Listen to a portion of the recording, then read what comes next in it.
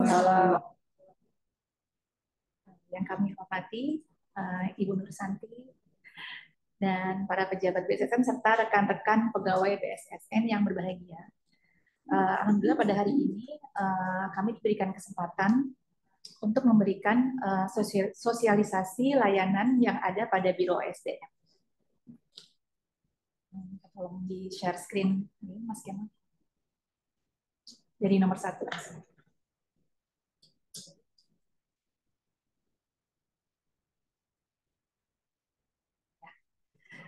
Jadi untuk sosialisasi layanan Biro SDM ini kami merasa perlu untuk memberikan sosialisasi karena kebetulan pada saat ini kami sedang mengikuti program zona integritas. Next, Mas Kemal. Next slide. Oke. Nah, mungkin teman-teman sudah rekan-rekan semua sudah pernah mendengar ya istilah zona integritas, ya, di mana zona integritas itu nantinya akan menciptakan unit kerja yang mendapatkan predikat WBK atau wilayah bebas korupsi. Nah, kenapa sih kita harus mengikuti zona integritas? Karena pertama, unit kerja kita akan menjadi unit kerja yang bebas dari korupsi. Kemudian terciptanya sumber daya organisasi yang berintegritas dan terhindar dari korupsi. Dan organisasi sendiri mampu menciptakan organisasi yang lebih efisien, sehingga dengan menggunakan sumber daya yang lebih minimal akan dihasilkan output yang lebih optimal. Ini mungkin kalau ibu-ibu ya, emak-emak tuh biasanya kan kalau belanja pengennya pasti beli barang yang bagus banget tapi harganya miring. Nah, kayak gitulah istilahnya tuh kayak gitu deh kalau dibandingkan ya dengan organisasi. Jadi kita bagaimana caranya bisa efektif efisien ya, sumber dayanya minimal tapi outputnya maksimal seperti itu. Kemudian next, Mas.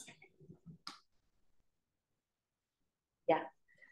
Kemudian diharapkan dengan terciptanya zona integritas pada unit kerja, misalkan dalam hal ini adalah di Biro SDM, maka akan mempengaruhi sistem yang lebih luas, ya.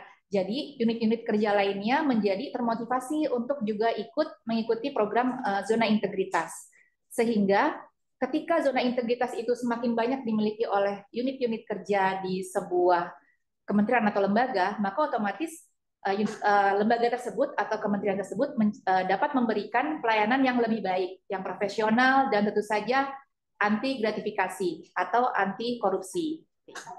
Jadi sebenarnya tujuan dari zona integritas ini adalah untuk memberikan pelayanan yang prima, profesional, dan bebas dari gratifikasi. Next, Mas.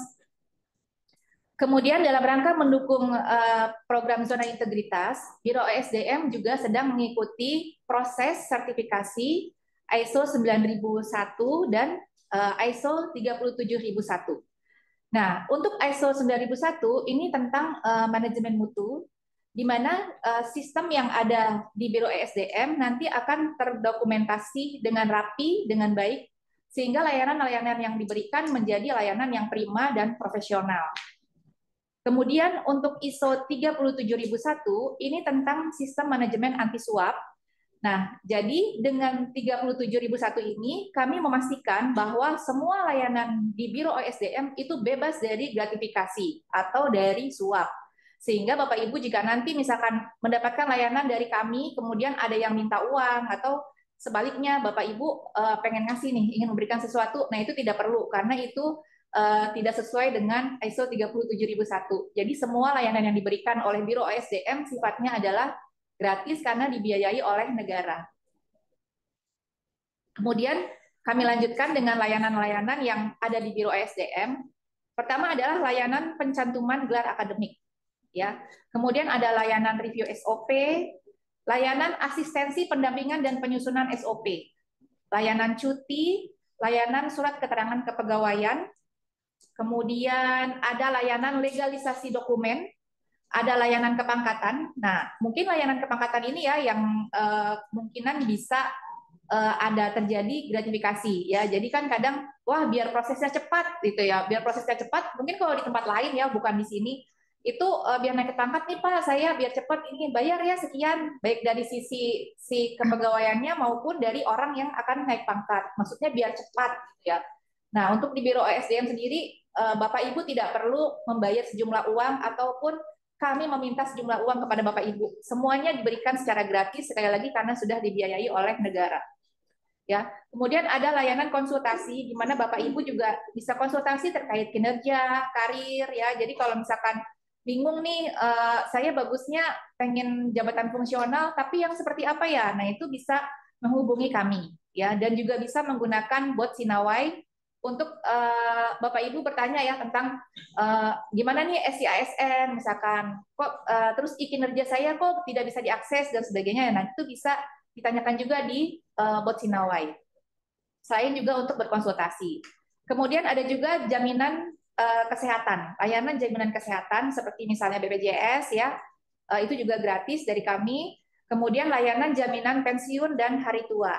Kan bisa jadi ya kalau misalkan layanan jaminan pensiun dan hari tua nih, ini bisa aja loh, misalkan sudah jadi nih dokumennya, uangnya sudah cair, terus pihak pegawainya ini yang pensiun memberikan sejumlah uang gitu sebagai ucapan terima kasih. Ini tidak perlu ya Bapak Ibu ya. Alhamdulillah kan kita sudah digaji oleh negara ya, insya Allah cukup. Jadi semua sudah dibiayai oleh negara. Jadi tidak perlu membayar apapun juga kepada kami.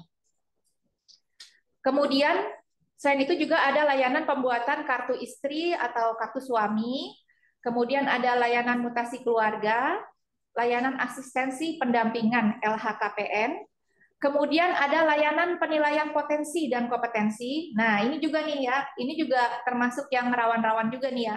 Kalau Bapak Ibu mau naik pangkat, mau naik jenjang, biasanya kan disuruh ikut ini yang penkom gitu ya, assessment center gitu ya. Nah, itu kan nanti dilihat JPM-nya, yaitu job person match. Apakah sudah memenuhi syarat? Kalau belum memenuhi syarat, maka tidak bisa naik pangkat atau naik jenjang ya Bapak Ibu ya. Nah, disinilah sumber kerawanannya, yaitu bisa jadi ya memberikan gratifikasi ya kepada asesornya gitu, ataupun kepada kami ya. Tolonglah nanti nilai saya dibagusin ya, biar saya bisa naik jenjang atau naik pangkat. Nah, itu tidak perlu ya Bapak Ibu ya. Semuanya gratis, semuanya dibiayai oleh negara, dan semua berlangsung secara profesional. Kemudian ada juga layanan tugas belajar ya. Jadi layanan tugas belajar ini biasanya diberikan oleh tim pengembangan kompetensi ya. Selain tugas belajar juga ada juga biasanya pelatihan ya, pengiriman pelatihan gitu. Dan kemudian yang terakhir ada layanan data kepegawaian ya, di mana Bapak Ibu bisa meminta data-data Bapak Ibu kepada Biro SDM terkait dengan kepegawaian. Kemudian sebenarnya ada lagi ya beberapa layanannya yang tidak kami masukkan di sana, karena di sini yang kami masukkan adalah layanan yang memang SOP-nya sudah berjalan dengan baik ya. Misalnya konseling psikologi, kenaikan berkala, dan feedback assessment seperti itu. Ya. Kita masuk ke slide terakhir ya. Oke. Nah, untuk mendukung program-program layanan OSDM yang profesional, yang anti gratifikasi atau anti suap, maka kami menjunjung tinggi yang namanya tagline berirama. Selain berakhlak ya, khusus untuk OSDM kami punya tagline berirama, yaitu berorientasi pada pelayanan, inovatif, responsif, dan juga amanah. Ya, seperti itu ya Bapak Ibu ya. Dan ini tadi ada jinglenya juga ya sebagai backing vokal saya ketika bicara tadi. Oke, terima kasih. Mohon dukungannya dari Bapak Ibu sekalian untuk terlaksananya zona integritas dan WBK di OSDM serta tercapainya sertifikasi ISO di Biro SDM, sehingga kami bisa memberikan pelayanan yang profesional, lebih baik dan lebih baik lagi. Terima kasih. Wassalamualaikum warahmatullahi wabarakatuh. Waalaikumsalam warahmatullahi wabarakatuh. Kepada Ibu Mardiana, terima kasih banyak Ibu atas paparannya yang memberikan manfaat banget ya bagi kita semua untuk lebih dalam lagi mengetahui penerapan zona integritas dan juga layanan apa saja sih yang terdapat di OSDM kantor kita ini. Baik hadirin sekalian, selanjutnya kita masuk pada sesi paparan kedua atau sesi paparan inti, yaitu sosialisasi kesehatan tentang penyakit kanker yang akan disampaikan oleh narasumber kita Ibu Nur Santi AMDKep. Saya mau nyapa dulu Ibu pagi Bu. Sehat Bu kondisinya? Agak jauh dari sini? Lumayan. Lumayan ya. Oke Bu, sebelum saya Bu Santi menyampaikan, izinkan saya untuk membacakan CV singkat dari beliau. Bisa ditampilkan CV-nya juga, Mas.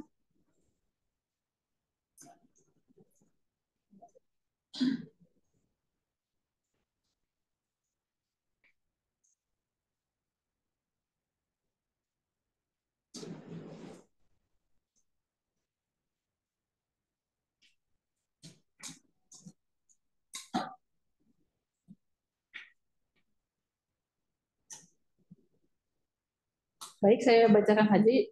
Nama Ibu Nursanti AMDK, beliau merupakan lulusan Akademi Kebidanan Kamanre Palopo, Sulawesi Selatan tahun 2014. Beliau saat ini berdomisili di Sukatani, betul ya Bu? Tapos, Depok. Mungkin hadirin ada yang tetangga sama beliau.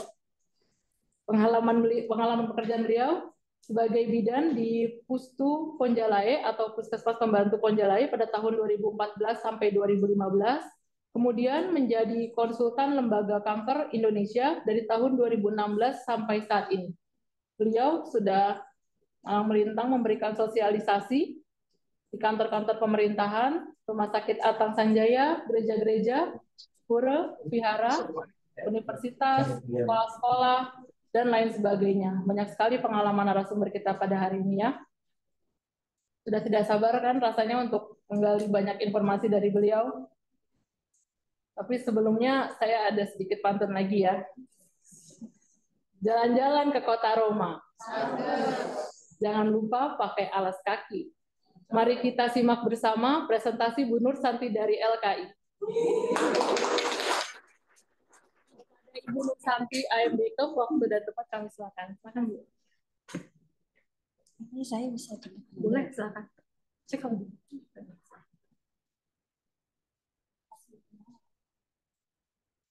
Materi.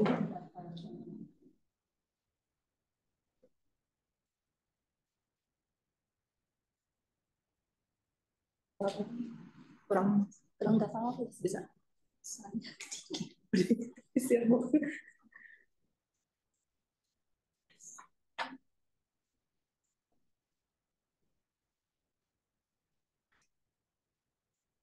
Baiklah Bapak Ibu, kita mulai penyuluhan pada pagi hari ini. Assalamualaikum warahmatullahi wabarakatuh. Waalaikumsalam warahmatullahi wabarakatuh. Selamat pagi Bapak Ibu. Masih semangat? Nggak ngantuk ya Pak? Ya, pertama saya ucapkan terima kasih kepada Bapak Kolis Hanif Rahman selaku perwakilan Badan Siber Sandi Negara. Terima kasih atas waktu yang diberikan kepada saya untuk melakukan penyuluhan di sini. Dan terima kasih juga untuk Bapak Ibu yang telah hadir pada pagi hari ini atas waktunya yang diberikan kepada saya untuk melakukan penyuluhan di sini. Ya, saya perkenalkan lagi ya Bu ya. Perkenalkan nama saya Nursanti yang ada di Kebidanan. Saya ditemani oleh rekan saya Bapak Abdul. Kami dari Lembaga Kanker Indonesia. Adapun tujuan dari lembaga kami yang pertama memberikan sedikit informasi kepada masyarakat sedini mungkin tentang apa itu kanker. Dan yang kedua, mengenali gejala kanker prostat pada laki-laki, kanker rahim, dan kanker payudara. Bapak Ibu, nanti di sini kita akan ajarkan cara sehat dan hemat untuk menghindari kanker.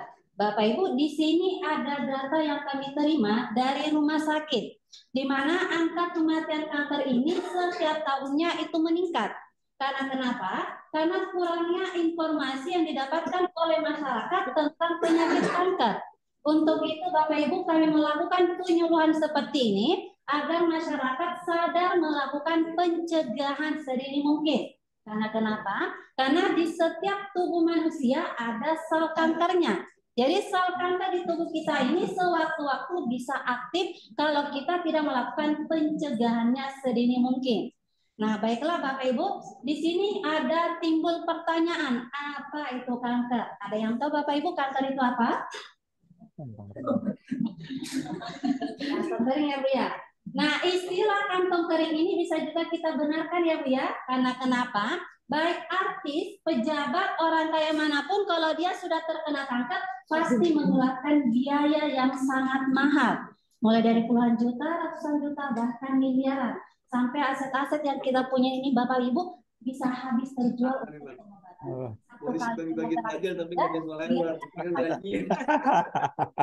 Nah, kalau misalnya ada 10 kali kemoterapi, bahkan ada yang 20 kemoterapi yang saya dapatkan. Berapa biaya yang harus kita siapkan? Akhirnya kankernya jadi habis ya Bu ya. Nah itulah kalau bahasa sehari-hari kitanya ya Bu. Tapi kalau menurut medis, kanker ini bukan kantong kering ya Bu ya. Tapi dia suatu perubahan sel normal menjadi tidak normal atau abnormal. Kanker ini berawal dari tumor Bapak Ibu. Tumor itu sendiri terbagi atas dua bagian. Yang pertama tumor jinak, yang kedua tumor ganas. Tumor jinak ini pertumbuhannya sangat lambat Bapak Ibu. Tapi kalau kita biarkan dan tidak segera ditangani, dikhawatirkan dia akan menjadi tumor ganas. Kalau dia sudah menjadi ganas Bapak Ibu, itulah yang dinamakan kanker atau kanker. Tumor bisa tumbuh di bagian tubuh kita Bapak Ibu. Contohnya ada benjolan di bahu seperti ini, lengan dan di kaki. Ini di pundak dan ini di leher. Bahkan bisa tumbuh di mata juga Bapak Ibu. Contohnya seperti ini ya Bapak Ibu, yang ada gumpalan darah di mata. Dan di sini ada namanya benjolan lipoma. Lipoma ini penumpukan lemak di bawah kulit. Kalau misalnya Bapak Ibu menemukan ada benjolan di tubuh, selama benjolan tersebut tidak terasa sakit, tidak mengganggu aktivitas kita, jangan pernah dipencet atau sering kita ganggu.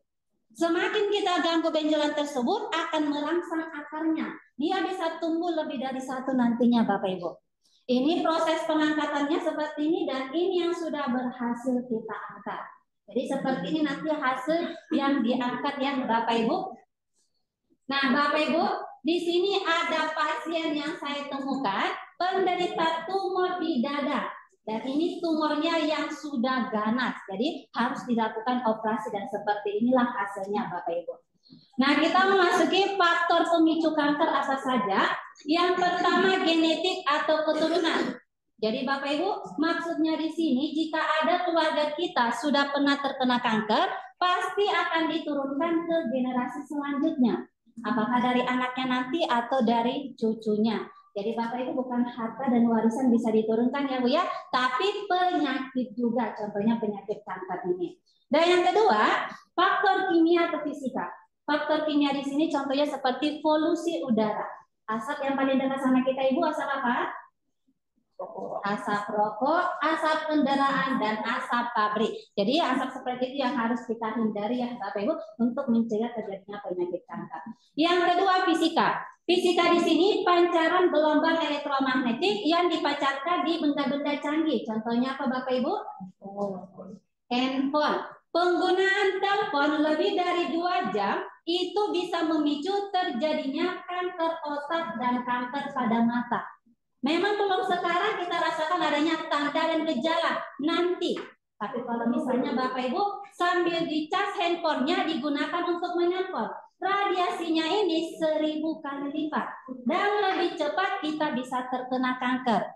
Jadi kalau misalnya ada yang suka telepon-teleponan, suka main game atau nonton YouTube, jangan berjam-jam ya Bapak Ibu. Ya paling tidak setidaknya setengah jam itu sudah cukup. Apalagi kalau sambil dicas, nah itu lebih parah lagi kalau sambil dicas. Jadi kalau menggunakan telepon, sambil dicas, sebaiknya casannya dicabut dulu, baru kita gunakan teleponnya, ya. Karena semua itu bisa pemicu kanker yang ada di tubuh kitanya. Jadi lakukanlah pencegahan mulai dari sekarang. Dan yang ketiga, makanan dan minuman yang mengandung zat karsinogen. Saya kasih 3 contoh Bapak Ibu. Yang pertama formalin. Formalin biasanya digunakan untuk apa Bapak Ibu? Tapi oleh oknum yang tidak bertanggung jawab digunakan oleh makanan. Contoh makanan apa saja? Mie instan, makanan yang berkale, tahu dan ikan asin. Itu salah satunya ya Bu ya. Yang kedua yaitu borak, pengenyal bakso dan sosis dan cilok. Itu juga salah satunya ya Bu ya. Tapi kalau cilok buatan sendiri mah itu pasti nggak ada boraksnya ya. Tapi kalau kita beli kita nggak tahu apakah dia menggunakan boraks atau tidak. Dan yang ketiga, zat pewarna. Zat pewarna ini Bapak Ibu sudah banyak kita temukan di jajanan di pinggir-pinggir jalan atau jajanan di Indomaret. Biasanya kalau kita konsumsi jajanan tersebut meninggalkan bekas di tangan pada saat kita konsumsi. Itu artinya ada pewarnanya. Jadi itu bisa pemicu kanker juga. Dan yang terakhir, cara pengolahan dan penyajian makanan yang salah. Bapak Ibu di sini kalau masak nasi di rumah menggunakan apa Ibu? Colokannya berapa jam Ibu? Berjam-jam ya Bu ya. Nah, Bapak Ibu pernah tidak menemukan nasi di magicom tersebut sudah menguning, tidak bau, tidak basi. Nah, biasanya nasinya diapakan lagi Bu? Nasi goreng. Katanya, betul sekali. Katanya sayang kalau dibuang ya Bu yang mubazir. Padahal Ibu, nasi yang sudah menguning ini sudah ditumbuhi jamur. Kalau kita konsumsi walaupun dia nggak basi, nggak bau, itu bisa pemicu kanker. Salah satunya kanker usus dan kanker pada hati. Jadi alangkah baiknya Ibu kalau lagi masak, sekali masak langsung habis. Kalau ada sisanya tidak perlu dicolokin. Nah, tapi kalau misalnya ibunya mau makan, bisa diangetin sebentar. Selama nasinya belum menguning, itu masih bisa kita konsumsi. Tapi kalau sudah menguning, walaupun dia nggak basi, nggak bau, tidak layak lagi dikonsumsi, Bu. Sebaiknya kita buang. Kalau ibu mau olah kembali, boleh, tapi dijemur dulu. Baru itu bisa dibuatkan rangginang. Tapi kalau langsung diolah jadi nasi goreng, itu nggak baik, Bu ya. Jadi tidak boleh digoreng lagi. Karena itu bisa memicu kanker nantinya. Apalagi kalau dikasih sama anak-anak yang masih 112 partisipan. Nah, Bu, di sini ada macam-macam kanker. Jadi kanker di sini tidak mengenal usia. Siapapun bisa terkena kanker. Artis sekalipun bisa terkena kanker ya Bu ya. Apalagi anak-anak yang masih muda sekali. Apalagi yang seperti kita Ibu, yang sudah usia 30 tahun ke atas sudah rentan terkena kanker. Jadi kita bisa lakukan pencegahannya mulai dari sekarang ya Bapak Ibu, walaupun kita ini merasa sehat-sehat saja, tapi kita nggak tahu nanti ke depannya. Nah, baiklah kita masuk ke materi yang pertama, itu kanker prostat. Ini untuk bapak-bapaknya atau kaum laki-laki. Nah, untuk ibunya nanti di sini bisa sampaikan sama bapaknya di rumah ya Bu ya. Kalau kanker prostat itu seperti ini ciri-cirinya, gejalanya seperti ini. Jadi kanker itu ada ciri-cirinya, bahkan ada juga gejalanya. Kanker prostat ini Bapak Ibu jenis pembunuh kanker nomor 2 pada kaum pria setelah penyakit stroke dan jantung. Kanker prostat adanya di bawah kandung kemih bapaknya. Cuma nggak sampai senternya di sini ya Pak ya. Nah ini prostat bapaknya di sini ya Pak ya. Ini kandung kemihnya. Di sini ada stadium 1, 2, 3 dan keempat. Kalau sudah pas di stadium 4 Pak, itu sudah menjalar sampai ke kelenjar getah benihnya. Nah, yang cenderung terkena kanker prostat pria seperti apa atau ciri-ciri bapaknya itu seperti apa? Yang pertama, pria berkulit.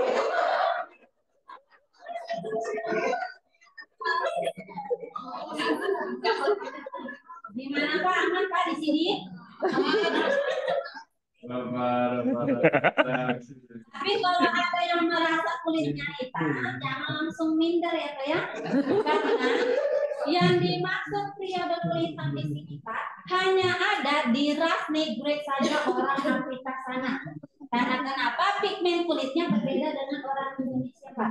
Dan personalitinya dia lebih jorok kebanding orang Indonesia. Jadi orang Indonesia tidak termaksud dianya. Kalau orang Indonesia dia hitamnya hitam apa Pak? Kenapa harus pria berkulit hitam sih? Tapi bukan hanya pria berkulit hitam Pak, masih ada ciri-ciri yang lain. Nah yang kedua, obesitas atau kegemukan. Jarang berolahraga. Merokok aktif. Yang suka minum minuman beralkohol, usia lanjut, usia di atas 50 tahun ke atas. Tapi di bawah 50 tahun juga Pak, itu bisa berisiko tinggi. Jadi jangan melihat dari usia. Wah, usia saya masih 4 tahun. Dokter apa Ibu apa? Jangan apa ya. Kita bisa lakukan pencegahan.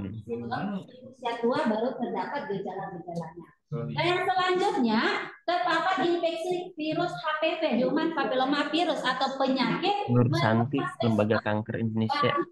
Laki-laki yang suka gonta-ganti pasangan. Nanti terinfeksi virus ini ya, Bapak, bisa menyebabkan terkena selain dari kanker prostat juga terkena kanker penis.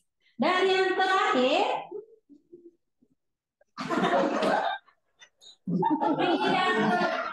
botak. Aman ya Pak ya di sini. Nah, jadi ciri-ciri kepala botak di sini Pak, bukan yang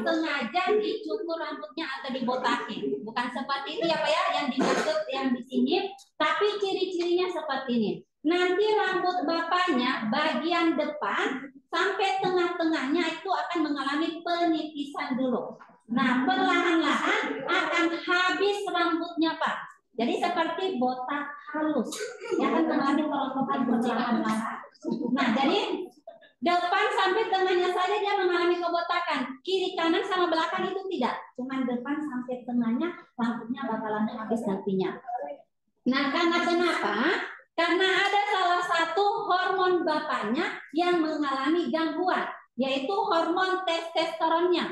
Penyebabnya apa? Ya, mohon maaf sebelumnya ya Bapak Ibu, di saat bapaknya menginginkan tapi tidak tersalurkan. Nah, disitulah hormon bapaknya nanti akan terganggu dan akan menumpuk di prostat bapaknya. Awalnya jadi bisa, kemudian dia bisa menyebabkan disitulah terjadinya sel prostat nantinya. Jadi seperti itu terjadinya kanker prostat. Dan yang selanjutnya profesi seperti sopir, petani, orang yang suka mengangkat beban berat, dan orang yang bekerja banyak duduk.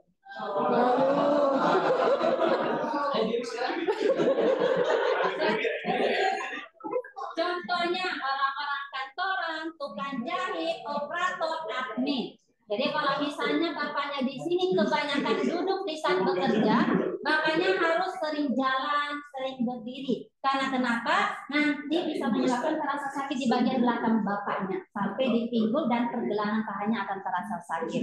Dan yang terakhir, hubungan intim suami istri yang sangat jarang, atau suami terlalu sering menahan hasratnya. Nah, inilah juga ya Pak ya penyebab utama bapaknya terkena kanker prostat. Jadi poin yang terakhir ini Pak, bagi yang sudah menikah, bapaknya nggak boleh keseringan menahan hasrat.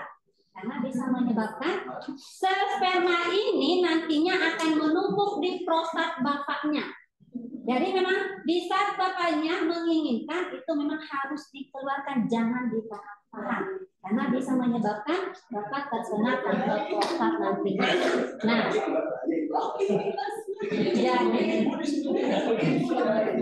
jadi untuk ibu-ibunya di sini yang sudah menikah harus saling kerjasama dalam suami istri ya Bu ya. Jangan ada saling penolakan. Kasihan nanti bapaknya bisa terkena kanker prostat. Jadi harus saling kerjasama dalam suami istri. Biar terhindar dari penyakit kanker prostat ya Pak ya. Nah, gejalanya bagaimana? Ini slide-nya. Nah, gejalanya yang pertama ini susah buang air kecil. Terlalu sering buang air kecil. Saat buang air kecil terasa sakit, belum tuntas atau masih menetes-netes. Seperti anyang-anyangan kata orang Sunda.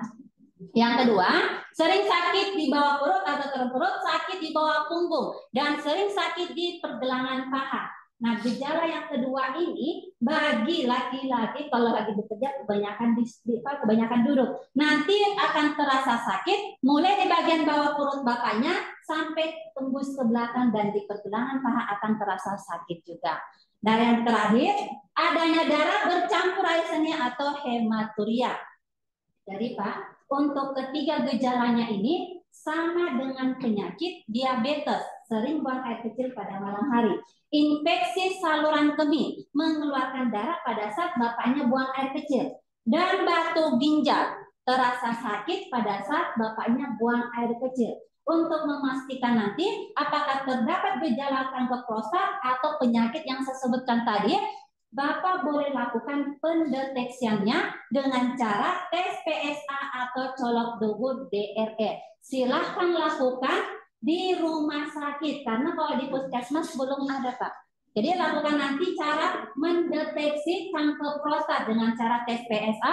Tes PSA ini Pak, pengambilan sampel darah bapaknya. Nanti ada hasil total PSA-nya kita lihat di sini Pak. Kalau kurang dari 4 hasilnya, itunya resikonya rendah terkena kanker prostat. Tapi kalau misalnya hasilnya 4 sampai 10, kemungkinannya 25% terkena kanker prostat. Tapi kalau sudah di atas 10 Bapak, itu kemungkinannya 67% terkena kanker prostat. Itu cara yang pertama, tes PSA pengambilan sampel darah Bapaknya. Dan cara yang kedua itu colok dubur atau DRE. Ya, colok dubur ini bisa kita katakan semacam USG. Karena ada alat yang dimasukkan nanti ke lubang anus Bapaknya. Jadi alat ini bisa kita lihat perkembangan prostat Bapaknya, apakah mengalami pembengkakan atau ada tumor yang tumbuh di prostat Bapaknya. Jadi pilih salah satunya nanti yang menurut Bapaknya bisa dilakukan untuk mendeteksi nantinya ya Pak ya. Ini untuk pencegahan kanker prostat, silahkan dilakukan di rumah sakit ya Pak ya, karena ini untuk pencegahannya. Nah, Bapak Ibu bisa kita lihat di sini gambar prostat yang normal di sebelah kiri, gambar prostat yang tidak normal di sebelah kanan. Di mana yang di sebelah kanannya ini Pak, otot Bapaknya yang di sini sudah mulai kendor, dan ini pipis Bapaknya yang belum tuntas semua dikeluarkan. Di sini nantinya Pak, Bapak malah mengalami kesakitan. Karena kenapa? Di sini sudah terjadi penyempitan pada saluran kemihnya. Penyebabnya apa? Prostat Bapaknya di situ sudah mengalami pembengkakan. Jadi kalau ada pipisnya sudah terasa sakit, bagian bawah perut Bapaknya sudah terasa sakit, sebaiknya lakukan pemeriksaan ya Pak ya, daripada nanti sudah mengeluarkan darah, apa baru melakukan pemeriksaan ke dokter. Tahu-taunya sudah terdeteksi terkena kanker prostat. Jadi seperti itu ya Pak ya. Nah, Bapak Ibu, sebelumnya saya minta maaf dulu karena kenapa? Nanti ada gambar yang tidak enak kita lihat. Di sini bukannya saya menampilkan gambar yang pornografi apa ya, tapi ini menyangkut kesehatan dari dalam. Bagaimana Bapak Ibu, setuju saya tampilkan gambarnya? Setuju ya Bu ya? Di mana gambar 1 dan 2, 3 ini yang bagian atas itu belum terkena kanker. Tapi ini penyakit menular seksual bagi laki-laki yang tidak setia dengan pasangannya. Nanti terkena penyakit seperti ini Pak. Yang gambar pertama ini berbau mengeluarkan darah dan nanah. Itu masih bisa kita sembuhkan Pak. Tapi kalau misalnya dibiarkan tidak sembuh-sembuh, akan berubah menjadi gambar yang di bawah 4, 5. Yang di ujungnya akan berjamur atau seperti kembang kol. Kalau sudah seperti itu Pak, itu sudah terkena kanker. Tapi namanya kanker penis, bukan kanker prostat. Tapi ini namanya kanker penis, bisa kita lihat gambarnya seperti ini nanti kondisi alat kemaluan Bapaknya. Kalau sudah seperti itu Pak, sulit lagi untuk disembuhkan. Jalan satu-satunya harus melakukan operasi. Dengan cara yang akan Ibu? Betul sekali. Seperti inilah nanti hasilnya Bapak Ibu. Habis semuanya, nggak ada lagi yang tersisa. Siapa yang rugi Bapak Ibu?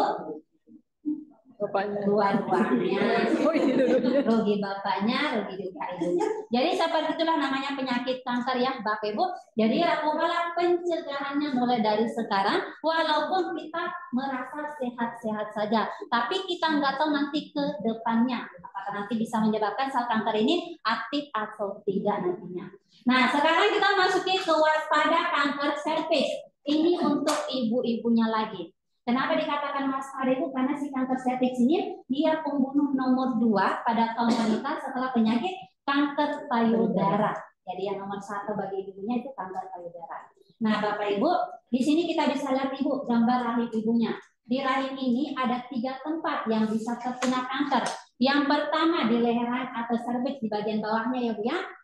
Yang kedua di badan rahim atau endometrium bagian tengahnya. Yang ketiga indung telur atau ovarium kiri dan kanan. Kita bahas satu-satu. Wanita yang berisiko tinggi terkena kanker di leher atau serviks yang pertama, wanita yang sering bergonta-ganti pasangan atau sudah terinfeksi virus HPV. Jadi Bu, virus ini dia menular sama pasangan kitanya. Jadi kalau pasangan kitanya terdeteksi virus ini melakukan hubungan itu bisa menular nantinya. Dan yang kedua, wanita yang melakukan seks bebas di bawah umur 16 tahun atau menikah dini. Dan yang ketiga, merokok. Dan ada riwayat keluarga terkena kanker serviks. Dan yang terakhir, wanita yang tidak pernah menjaga kebersihan alat kelaminnya atau jorok. Bagaimana Ibu poin keempatnya Bu? Aman? Aman Bu? Aman. Amannya seperti apa Bu? Yang bersih. Nah, jadi yang dimaksud wanita jorok di sini, Bu, bagi perempuan yang menunda-nunda mengganti pakaian dalamnya di saat sudah basah dan lembab. Jadi di saat ibunya merasakan pakaian dalamnya ini sudah basah dan lembab, segera diganti pada saat itu juga. Tapi kebiasaan perempuan itu menunda sampai mau mandi sore. Katanya nanti saja pada saat mau mandi sore. Padahal itu nggak baik, Ibu. Karena kita sebagai perempuan ada rambut di alat kemaluannya ini. Nah, si rambutnya ini ibu jangan biarkan sampai panjang atau gondrong, itu nggak boleh. Karena bisa jadi sarang bakteri, Bu. Jadi ibu harus potong, jangan dicukur atau di waxing, itu nggak boleh. Kalau ibu cukur sampai habis atau botak, bisa gatal, iritasi, akan ditumbuhi poli seperti jerawat-jerawat kecil. Di situ nanti awal mula terkena kanker serviks, Ibu. Nah, jadi cara membersihkan si rambutnya ini, rambutnya harus dipotong gunakan gunting. Tapi sisakan rambutnya minimal 2 cm. Jadi jangan dipotong sampai habis, Ibu. Karena si bakteri ini bakalan mudah masuk nantinya. Tidak ada yang menyari kalau tidak ada rambut yang itu sisakan. Jadi potong gunakan gunting, sisakan rambutnya minimal 2 cm. Bagaimana 2 cm, Bu? Segini saja ya, Bu ya. Jangan juga diukur pakai penggaris, Ibu, susah nantinya. Nah, begitu juga untuk bapaknya ya, Pak ya. Jangan dibiarkan sampai panjang si rambutnya ini karena bisa jadi sarang bakteri. Karena yang saya sampaikan di sini tidak hanya yang bisa pemicunya yang di sini, tapi menjaga kebersihan alat kemaluan kita juga itu bisa pemicu terjadinya kanker serviks maupun kanker penis nantinya. Ya Pak ya, jadi seperti itulah menjaga kebersihan alat kemaluan kita. Nah, yang kedua, wanita yang berisiko tinggi terkena kanker di badan rahim atau endometrium. Yang pertama, wanita yang tidak pernah melahirkan. Dan yang kedua, wanita yang sering melahirkan dalam 1 tahun 1 anak. Jadi dikasih jarak, Ibu, 2 atau 3 tahun baru melahirkan lagi. Jadi jangan setiap tahun itu diisi. Dan yang ketiga, wanita yang berisiko tinggi terkena kanker di indung telur atau ovarium. Penggunaan alat kontrasepsi, terutama pil KB lebih dari 5 tahun. Kalau ada yang menggunakan pil, Ibu, sudah 1 tahun atau 2 tahun, sebaiknya diganti alat kontrasepsinya. Seperti IUD atau spiral. IUD atau spiral ini, Bu, dia bisa mencapai 5 tahun ke atas karena dia non-hormonal, aman Ibu gunakan. Dan yang kedua, wanita yang terus bekerja shift di malam hari atau wanita begadang, itu nggak boleh ya, Bu ya.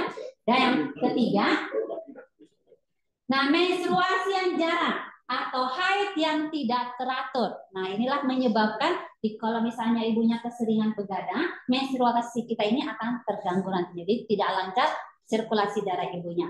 Jadi contoh menstruasi yang jarang ini contoh 2 bulan sekali baru menstruasi atau 3 bulan baru menstruasi. Nah kalau misalnya ada yang seperti itu bisa menyebabkan adanya miom atau kista yang tumbuh di rahim ibunya nanti. Nah, yang terakhir tumbuhnya tumor di dalam indung telur, nama tumornya miom dan kista. Nah inilah dia Ibu yang saya sampaikan tadi. Bapak Ibu pernah mendengar miom dan kista? Pernah ya Bu ya? Nah, di sini kita bisa bedakan, miom ini berupa daging tumbuh, sedangkan kista gelembung berupa cairan darah dan nanah. Jadi miom dan kista ini Bu sama-sama tumor, hanya saja letaknya berbeda. Nah, Bapak Ibu, di sini kita bisa lihat gambar serviks yang normal di sebelah kiri, gambar serviks yang tidak normal di sebelah kanan, di mana sudah ada darah bercampur keputihan. Itu ciri-ciri bisa terkena kanker serviks nantinya, Bu. Dan di sini ada bercak kemerahan, keputihan kekuningan, dan keputihan kehijauan. Kalau ada keputihannya seperti ini, Bu, ini sudah ciri-ciri terkena kanker serviks.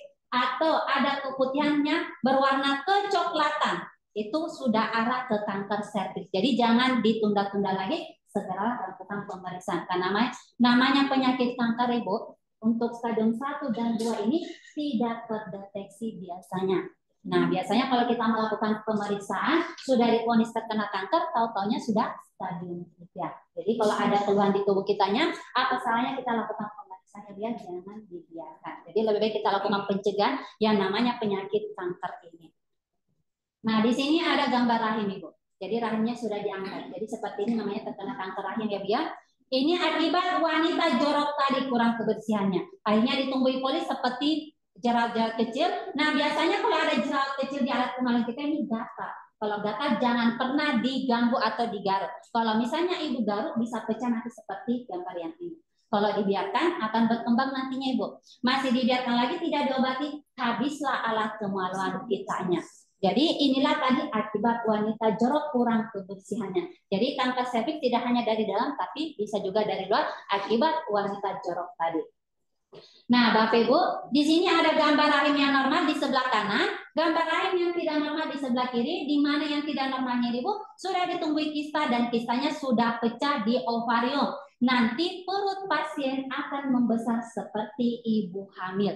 Kista dan miom ini Bu bisa berkembang kalau tidak diangkat nantinya. Nah, contoh pasien yang saya temukan orang Jakarta. Penderita kanker serviks. Umurnya berapa Ibu? 35 tahun. Hanya butuh waktu 3 bulan saja, muka ibunya sudah berubah nampak orang tua atau nenek-nenek. Kenapa seperti itu, Bu? Karena nutrisi yang dimakan ibu ini digerogoti oleh si kankernya. Jadi ibunya tidak mendapatkan nutrisi sama sekali, malah kankernya nanti yang akan semakin berkembang. Contoh pasien orang Bekasi. Ibu ini yang kami dapatkan penderita kista yang beratnya 40 kilo. Nah, karena keterbatasan biaya Bapak Ibu akhirnya menunda melakukan operasi sampai membesar seperti ini perutnya yang berat 40 kilo yang diderita oleh kistanya. Nah, ini pengangkatan operasi kistanya Bu. Yang dilakukan langsung di Rumah Sakit Bekasi oleh Dr. Suhendra yang pakai kacamata. Nah, kistanya di sini berhasil diangkat Bapak Ibu. Kistanya berhasil diangkat pada saat operasi, tapi setelah 2 jam sehabis operasi, pasiennya meninggal. Karena kenapa? Dia mengalami pendarahan hebat. Dan pasiennya juga tidak sadarkan diri setelah melakukan operasi. Jadi Bapak Ibu, kalau ada kista atau miom, jangan ditunda-tunda, diangkat atau dioperasi. Karena kista dan miom ini bisa membesar seperti gambar yang saya tampilkan, gitu ya. Jadi lakukanlah benar-benar pencegahan yang namanya penyakit kista, miom atau kanker. Bapak Ibu, di sini ada gambar rahim, gambar kista yang beratnya 7 kilo seperti ini dia ya. Dan ini kista yang sudah pecah. Di sini saya sampaikan untuk ibu-ibunya. Ibu kalau misalnya sering sakit perut, jangan dibiasakan diurut perutnya atau dipijat. Karena kenapa Ibu? Karena kita nggak tahu keadaan perut ibu di dalamnya seperti apa. Takutnya ada kista atau miom yang tumbuh, ibunya tidak tahu. Nanti salah urut, yang diurut itu kistanya bisa pecahlah seperti ini. Susah lagi penanganannya. Biasanya juga pasien meninggal kalau kista pecah di rahim ibunya. Ada yang saya dapatkan, dia tidak tahu kalau misalnya dia menderita penyakit kista. Setelah dia mengalami pendarahan, lakukan pemeriksaan di rumah sakit, dia juga dioperasi, tahunya dia menderita penyakit kista sudah beberapa bulan, tapi dia nggak melakukan pemeriksaan. Cuman dia mengeluarkan darah saja pendarahan, baru dia lakukan pemeriksaan. Nah, itu jangan dibiarkan seperti itu ya Bu ya. Sebaiknya kita lakukanlah pencegahannya. Dan ini miom Bapak Ibu, apapun bentuknya miom, diris-iris tetap aja diadain seperti ini. Nah, gejala kanker yang ada di rahim. Yang pertama keputihan terus-menerus atau keputihan tidak normal. Contohnya bau, gatal, dan berwarna. Itu keputihan tidak normal ya Bu ya. Yang kedua, nyeri saat berhubungan intim. Setelah melakukan hubungan intim, keluar cairan berwarna kecoklatan bercampur darah, iritasi di sekitar alat kelamin. Cara mendeteksi kanker yang ada di rahim dengan cara pasmir. Ibu-ibu di sini sudah dipasmir, Ibu? Pernah. Nah, pasmir ini Bu wajib dilakukan karena ini memang sudah program pemerintah. Jadi diwajibkan bagi wanita yang sudah menikah atau wanita yang sudah aktif di hubungan seksual minimal 1 kali 1 tahun Ibu, untuk mendeteksi ini biar terhindar dari kanker rahim. Jadi setahun sekali. Tapi kalau sudah menopause nggak usah setahun sekali, 3 tahun sekali itu bisa dilakukan. Karena kalau yang sudah menopause itu sudah jarang melakukan hubungan dan caranya juga itu sudah berkurang. Jadi nggak perlu setahun sekali, boleh lakukan 3 kali setahun. Tapi kalau sudah masih aktif melakukan hubungan intim, wajib dilakukan setahun sekali untuk melakukan pencegahannya. Nah, caranya seperti ini, Bu. Jadi nanti dimasukkan alat yang namanya spekulum, diambil cairannya sedikit, dibawa ke laboratorium. Nanti hasilnya 1 minggu baru keluar. Yang di sebelah kiri ini hasilnya yang normal, yang di sebelah kanan hasilnya tidak normal. Di mana yang tidak normalnya ini, Bu, sudah ada bibit-bibit sel kankernya. Tapi bagi wanita yang belum menikah tidak dianjurkan untuk dipasnya, karena ditakutkan nanti selaput darahnya bisa pecah. Itu nggak diwajibkan ya, Bu, ya, bagi wanita yang belum menikah. Nah, kita masih di kanker payudara. Wanita yang berisiko tinggi terkena kanker di payudara, yang pertama wanita yang setelah melahirkan tidak menyusui anaknya. Itu nggak boleh ya, Bu, ya. Setidaknya 6 bulan itu ASI-nya harus dikeluarkan. Setelah 6 bulan mau dibantu dengan ASI formula ya tidak apa-apa, Ibu. Yang kedua, wanita yang menyusui anaknya dengan sebelah payudara, jadi diusahakan kedua-duanya ya, Bu, ya. Yang ketiga, obesitas atau kegemukan, perokok aktif. Ada riwayat keluarga terkena kanker payudara, nanti keluarga yang lainnya bisa juga terkena kanker payudara. Nah, ini untuk bapak-bapaknya lagi. Karena kanker payudara kan tidak hanya di ibu-ibu saja, tapi di bapak-bapak juga. Walaupun tidak menyusui, tapi ada kelenjar susunya atau kelenjar getah benihnya juga. Nah, faktor risikonya apa, Pak?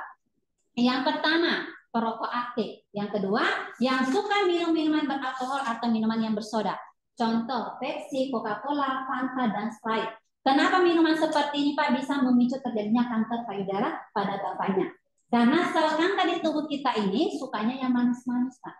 Jadi kelebihan gula pada tubuh bapaknya tidak hanya menderita penyakit diabetes, tapi bisa menyebabkan terkena kanker juga. Jadi kalau ada diabetesnya tinggi, baik untuk bapaknya maupun ibunya itu harus dinormalkan. Kalau misalnya tidak terlalu tinggi, bisa arah ke kanker. Kanker apapun itu nantinya. Kalau diabetes kitanya tinggi. Dan terakhir, obesitas atau kegemukan. Nah, gejalanya bagaimana Bapak Ibu? Adanya benjolan di bagian payudara, adanya bintik-bintik dan putih di kulit payudara, dan rasa gatal yang sangat di babelan payudara maupun dari dalam, luka hingga bernanah. Contoh ibu ini. Kita lihat payudaranya normal, tapi kalau ini ditekan, ini kas pembengkak. Karena kenapa? Sudah ada benjolan di bagian bawah payudaranya, Bu. Ini bisa kita lihat ada benjolannya. Kalau dibiarkan akan meradang. Rasa gatal dari luar sama dari dalam, dan ini namanya mastikis, Bapak Ibu. Kalau tidak diobati akan ditumbuh putih nantinya seperti ini. Dibiarkan lagi tidak diobati akan menjalar sampai ke kelenjar getah ini pada ketiak ibunya. Ini payudara yang sudah bolong, ini payudara yang sudah berjamur atau sudah ditumbuhi belatung. Ini payudara yang sudah pecah mengeluarkan darah dan nanah. Kalau payudara seperti ini Bapak Ibu sulit lagi untuk diobati, walaupun dioperasi juga atau diangkat itu sulit lagi untuk kita sembuhkan. Karena ini yang sudah parah. Nah, ciri-ciri bapaknya nanti seperti ini payudaranya, Pak, tidak simetris atau besar sebelah. Jadi Pak, pulang nanti dari sini, periksa payudaranya simetris apa tidak, besar sebelah atau tidak. Walaupun tidak ada benjolan, tidak ada rasa sakit, tapi besar sebelah itu harus dilakukan pemeriksaan, ya. Nah, ini beberapa bapak-bapak yang kami temukan di lapangan. Ada yang putih susunya masuk ke dalam, itu ciri-cirinya ya Pak ya. Kemudian payudaranya kemerahan, itu gejalanya. Kemudian di sini ada benjolan di ketiak, benjolan di payudara, dan sudah ada pengangkatan tumor di payudara. Bisa kita lihat pengangkatan tumor, tapi butuh waktu 5 bulan saja sehabis operasi, tumbuh lagi benjolan di atas payudaranya. Jadi Bapak Ibu, yang namanya operasi tidak menjamin untuk kesembuhan, karena suatu saat penyakit tersebut akan tumbuh kembali. Begitu juga dengan penyakit kankernya. Nah, kalau dioperasi Pak seperti ini nanti kondisi payudara bapaknya. Jadi diangkat juga payudara bapaknya. Ini payudara bapak-bapak yang sudah menjalar sampai kelenjarnya, Pak. Dan ini payudara ibu-ibu yang sudah berhasil diangkat, tapi yang diangkat ini Bu hanya yang nampak, yang sakit saja. Jadi sel kankernya ini masih ada. Jadi ada kemungkinan besar akan nyebar di payudara sebelahnya lagi. Contoh ibu ini yang saya dapatkan itu di lapangan. Ibu ini sudah lakukan operasi 1 kali, tapi tidak kunjung sembuh. Malah menyebar di payudara sebelahnya lagi. Karena sudah kehabisan biaya Bapak Ibu, tidak lagi lakukan operasi pengangkatan payudara. Dan ini bapaknya, suaminya sudah pusing memikirkan biaya operasi istrinya. Jadi Bapak Ibu, yang namanya penyakit kanker, harta yang kita punya pasti bisa habis. Jadi karena di tiap tubuh kita ini ada sel kankernya Bapak Ibu, sewaktu-waktu bisa tumbuh atau bangkit, ya kita lakukan pencegahannya ya Bapak Ibu agar terhindar dari penyakit kanker. Ini kita melakukan kunjungan, ini dibiarkan saja Bapak Ibu. Karena biayanya tidak ada sama sekali dan keluarga pun juga tidak ada, akhirnya ibunya pasrah seperti ini. Nah, cara mendeteksi kanker payudara dengan cara mamografi. Ibu-ibu di sini sudah mamografi, Bu? Belum? Pernah sekali. Nah, mamografi ini, Bu, hanya ada di rumah sakit besar. Karena tidak semua rumah sakit ada alatnya seperti ini.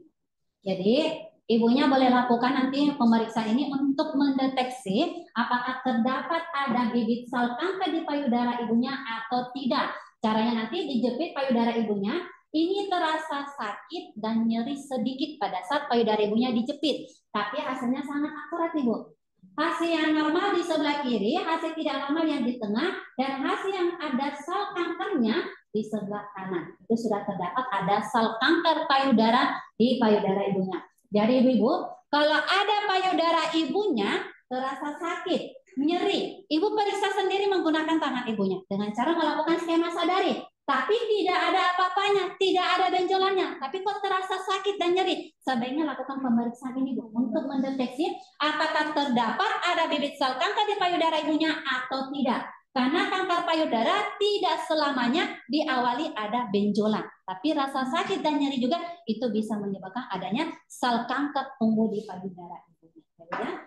Dan di sini cara kedua, karena bapaknya juga bisa terkena kanker payudara, tidak ada alatnya untuk melakukan pemeriksaan, boleh lakukan ini, Pak, di rumah sebelum mandi, skema sadari, sadar memeriksa payudara sendiri. Kalau ibunya tidak sempat lakukan di rumah sakit, boleh lakukan ini, skema sadari, sadar memeriksa payudara sendiri. Boleh nanti pada saat sebelum mandi, tengah dada di depan cermin, periksa payudaranya apakah terdapat ada benjolan atau tidak. Bapak Ibu, selain saya melakukan penyuluhan di BSSN, saya juga lakukan penyuluhan di instansi yang lain. Contohnya seperti di Windikum Kota Bogor, kemudian di Polres Pelabuhan Tanjung Priok, ini di TNI atau di Kodim, kemudian di Bea Cukai Tangerang Selatan, ini Kejaksaan Negeri Kota Bogor juga kita lakukan, KPU Pratama Tangerang Barat, dan ini BPJS Kesehatan di Jakarta Barat, di kantor-kantor dinas juga atau pemerintah sudah kita lakukan ya Bapak Ibu. Dan ini di Rumah Sakit Atang Sejaya. Jadi walaupun kita sesama medis, dia paham tentang kanker ini, kita juga tetap lakukan penyuluhan. Jadi kita sama medis harus saling mengingatkan ya Bapak Ibu agar terhindar dari penyakit kanker. Dan ini di puskesmas juga kita lakukan ya Bapak Ibu.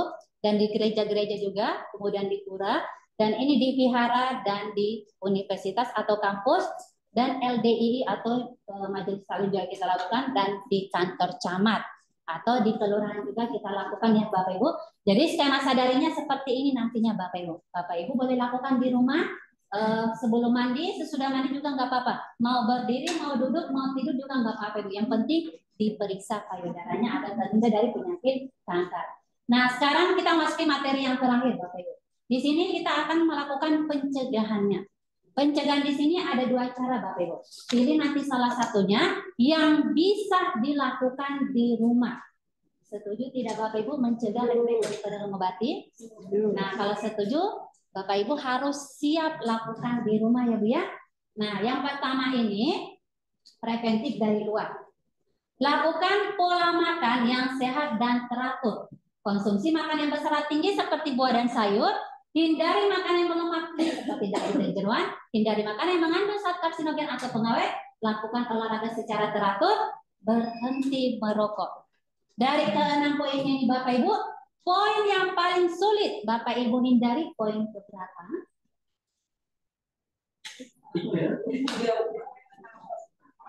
Poin keberapa Bu? Sudah semua. Betul. Poin yang paling sulit dihindari itu poin keempat Bapak Ibu. Hindari makanan yang mengandung zat karsinogen atau pengawet. Karena di zaman sekarang ya Bapak Ibu semuanya sudah serba instan, sudah ada pengawetnya. Yang alami saja contohnya buah, belum waktunya matang dipaksa matang dengan cara dikarbit atau disetik.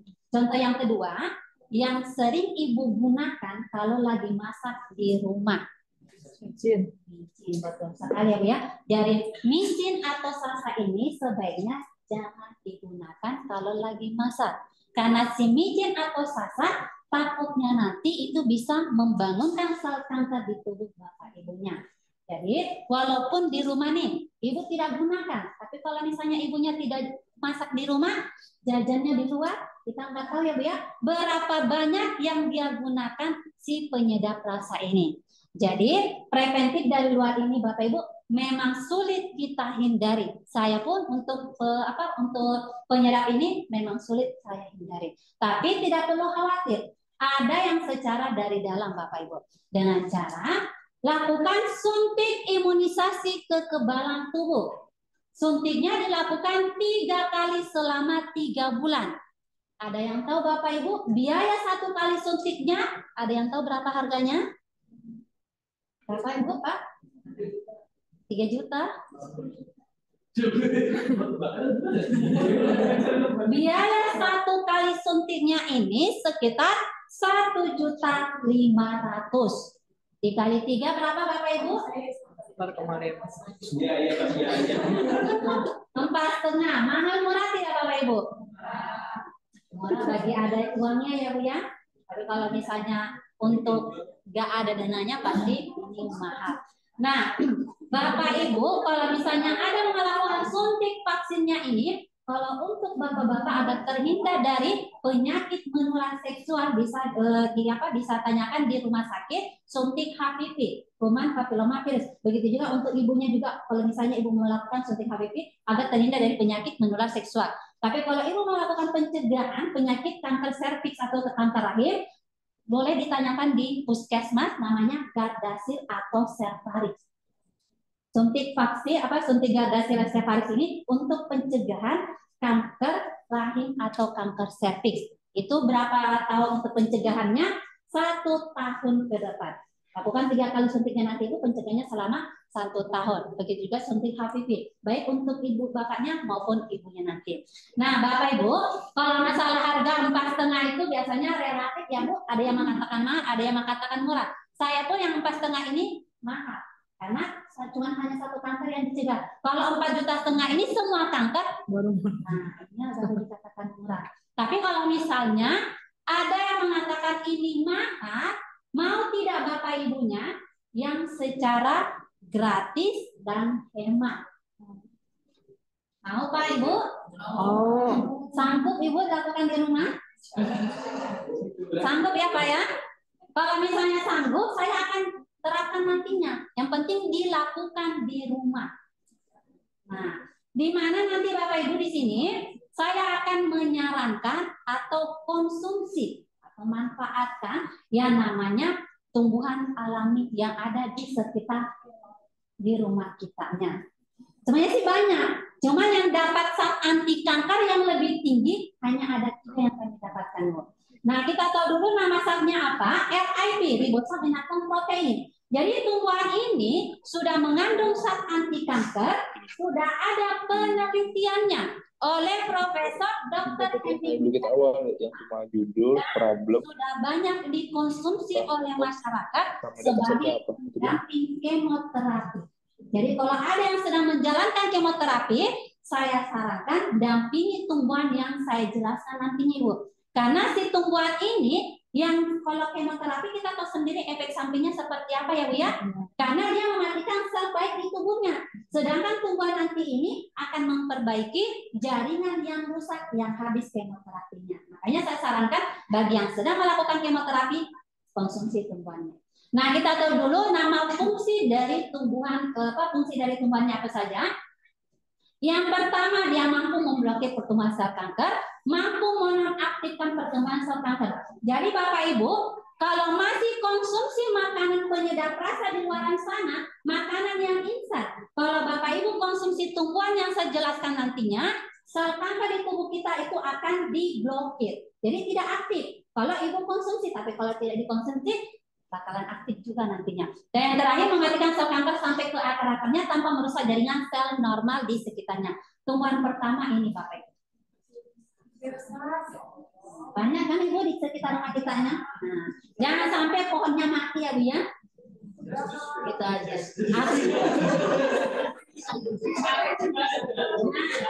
Nah, disinilah banyak yang salah pengolahan, banyak yang salah konsumsi, akhirnya sakit ginjal. Karena ini ada efeknya Bu. Jadi kalau salah pengolahan, salah konsumsi berefek ke ginjal. Bagi yang punya penyakit tekanan darah rendah, asam lambung dan MA, saya sarankan jangan konsumsi buahnya. Karena ini asam. Nah, nanti asam lambungnya kumat, tekanan darahnya rendah atau drop nantinya. Nah, cara pengolahan kalau ada konsumsi buahnya, jangan dibuat jus. Nanti yang ada penyakit diabetes. Nah, jangan ya Bu ya. Karena yang kita olah buahnya ini bukan dagingnya, tapi saripatinya. Saripatinya, jadi caranya itu kita peras si buahnya. Jangan dibuat jus ya Bu ya. Karena yang kita konsumsi saripati, jadi kita kita peras seperti memeras santan. Kalau ada yang makan dagingnya, itu tadi efeknya bisa penyakit yang lain. Nah, kalau misalnya buahnya tidak ada atau ada penyakit tekanan darah rendahnya, ada penyakit asam lambungnya atau MA, ganti pakai daun. Silakan konsumsi daunnya, tapi ada aturannya ya Bu ya. Tidak ngasal untuk mengambil daunnya. Cara pengolahan untuk daun, Bapak Ibu nanti ambil daunnya cukup 3 lembar saja. Daun keempat, 5 dan 6. Jadi hitung dari pucuk 1, 2, 3.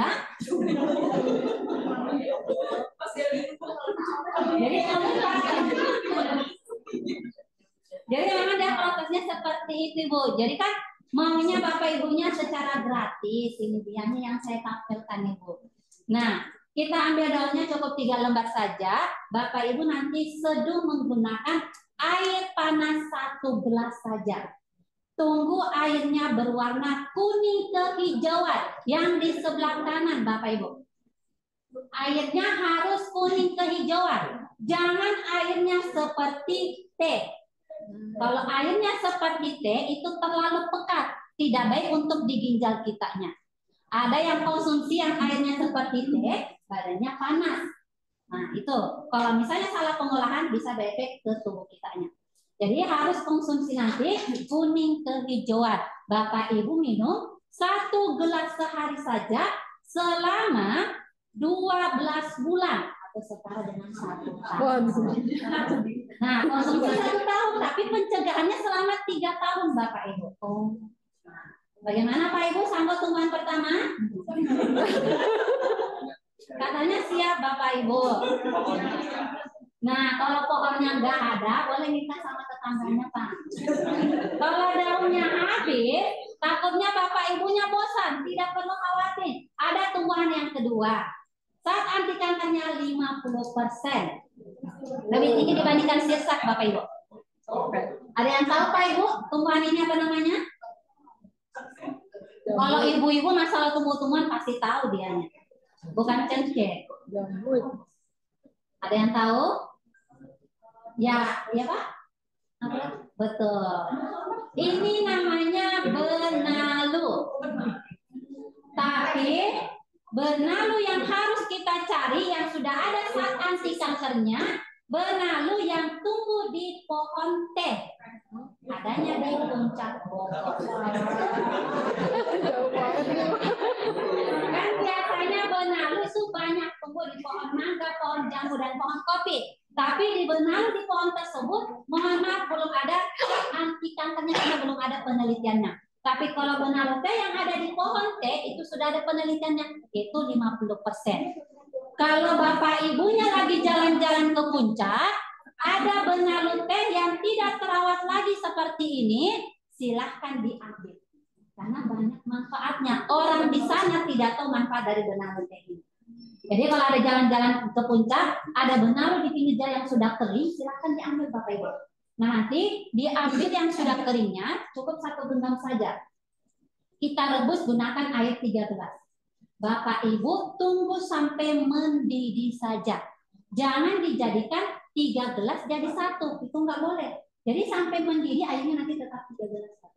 Nah cukup kita konsumsi 1 gelas sehari saja selama 6 bulan, tidak boleh bolong. Pencegahan kanker tumornya 3 tahun ke depan. Bagaimana Ibu? Sanggup tumbuhan yang kedua 6 bulan? Kan sudah ini selama 6 bulan Bu, tidak 1 tahun. Ya, itu. Kalau untuk ada jalan-jalan ke puncak, sekali ke puncak, bapak ibunya boleh ambil sebanyak-banyaknya, jadi nggak bolak-balik lagi ke sana. Kalau perlu bawa karung itu. Jadi sirsak sama bedalu ini hanya pencegahan kanker dan tumor bagi yang merasa sehat. Tapi kalau sudah terkena kanker, ada miom, kista, benjolan atau kelenjar di tubuhnya, mohon maaf tidak bisa kedua yang sejelaskan. Bapak Ibu boleh cari tumbuhan yang ketiga. Tapi kalau Bapak Ibunya masih susah cari tumbuhan yang ketiga, saya angkat tangan, tidak ada lagi tumbuhan yang ketiga. Karena ini yang terakhir Bapak Ibu. Nah, boleh cari Bapak Ibu. Saat anti kankernya 95%. Karena bisa pengobatan. Selain pencegahan, pengobatan kanker tumor, miom, kista, silakan cari tumbuhan ini. Ada yang tahu Pak Ibu? Bukan. Bunganya berbunga merah keunguan kalau sudah tua. Kalau masih muda berbunga putih. Umbinya tidak besar, tidak kecil. Kalau dipotong dua ada warna krem di tengahnya. Kencur beda Pak. Kalau kencur kan kecil-kecil. Kalau ini nah, kalau ini tumbuhannya kalau dipotong tuh dua itu ada krem di tengahnya atau rimpangnya, dan ada bulat-bulatannya di tengahnya. Yang tahu?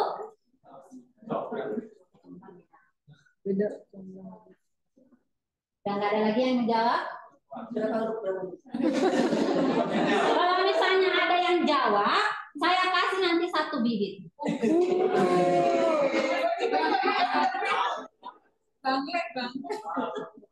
Lengkuas beda. Udah nggak bisa jawab?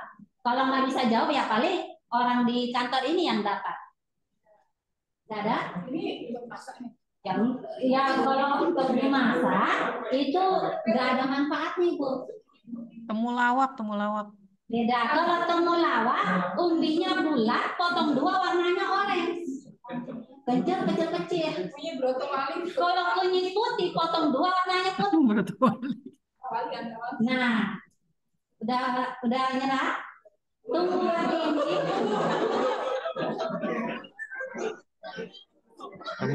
Temu putih. Ya, ada yang jawab nih. Siapa yang menjawab? Ada yang jawab. Siap, Hadian. Ini dianya, Bu.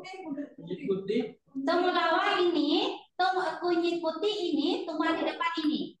Daunnya sama. Oh, Banyak Ibu. Tumbuhan ini satu keluarga temulawak, temu ireng, temu mangga.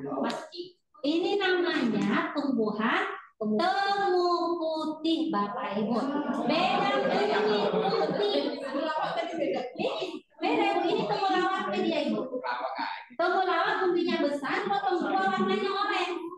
Kalau kunyit putih, ini dianya yang di tengah. Kalau dipotong dua, itu warna putih, tidak ada warna kremnya. Kalau tumbuhan temu putih, potong dua, itu ada warna kremnya Bu ini, tengahnya. Itu dia yang harus kita cari ya Bu ya. Karena saat anti kankernya 95%. Nah, cara pengolahannya memang harus dikeringkan Ibu. Nah, cara pengolahannya, Bapak Ibu nanti ambil umbinya yang sudah berbunga merah. Yang harus berbunga merah. Karena yang berbunga merah lah ini, yang saat anti kankernya 95%. Bisa pencegah dan bisa pengobatan. Nah, nanti Bapak Ibunya iris dulu tipis-tipis, setelah itu kita jemur. Sudah kering, Bapak Ibu haluskan seperti bubuk kopi. Ya, prosesnya cuma seperti itu. Ya, kitanya harus sabar. Jadi sudah jadi bubuk kopi. Kalau mau tahan lama sampai 3 bulan bagi pengobatan, simpan nanti di toples Ibu biar dia nggak berkalan berjamur. Nah, sudah jadi bubuk kopi, Bapak Ibu nanti ambil 1 sendok teh temu putihnya, seduh menggunakan air panas 1 gelas saja. Bagi pencegahan, Bapak Ibu merasa sehat, tidak ada penyakit sama sekali, minumnya nanti 1 gelas sehari selama 3 bulan saja. Pencegahan kanker tumor berapa lama Bapak Ibu? 5 tahun ke depan. Karena ini saat kankernya 95%. Jadi rutin konsumsi selama 3 bulan, berhenti. Tunggu nanti 5 tahun lagi baru konsumsi untuk pencegahan 5 tahun ke depan. Nah, itu untuk pencegahan. Bagi pengobatan apa saja yang sudah terkena kanker. Kanker apapun itu, selain 3 kanker yang saya jelaskan, kanker lain itu yang boleh, Pak. Contoh kanker paru-paru itu boleh. Konsumsi saja tumbuhan tengah putih 3 gelas sehari. Sudah terkena kanker, ada tumor, miom atau kista yang belum melakukan operasi atau kelenjar, benjolan di tubuhnya, itu masuk pengobatan. Yang jelas yang belum melakukan operasi, silakan konsumsi tumbuhan tengah putih 3 gelas sehari. Pagi setelah makan 1, siang 1, malam 1 mau tidur. Minum berapa lama bagi pengobatan? Sampai benar-benar sembuh penyakitnya. Contoh misalnya kalau untuk pengobatan Ibu yang sudah banyak yang saya dapatkan, lebih dari 3 bulan dia konsumsi baru bisa sembuh penyakitnya. Yang sedang melakukan kemoterapi atau sudah melakukan operasi, saya sarankan cuma konsumsi 2 gelas sehari saja, pagi dan malam setelah makan juga. Nah, selain pencegahan dan pengobatan, tumbuhan tengah putih punya khasiat penyakit yang lain, Bapak Ibu. Contoh punya penyakit asam urat, diabetes, makronis nyeri lambung, masalah haid, keputihan darah tinggi, dan sinusitis. Silakan konsumsi tumbuhan tengah putih 2 gelas sehari juga. Pagi setelah makan, malam 1 mau tidur. Minum berapa lama bagi penyakit ini? 3 bulan saja. Jadi sudah pengobatan penyakit kecil Ibu ininya, sudah juga lakukan pencegahan kanker tumornya selama 5 tahun.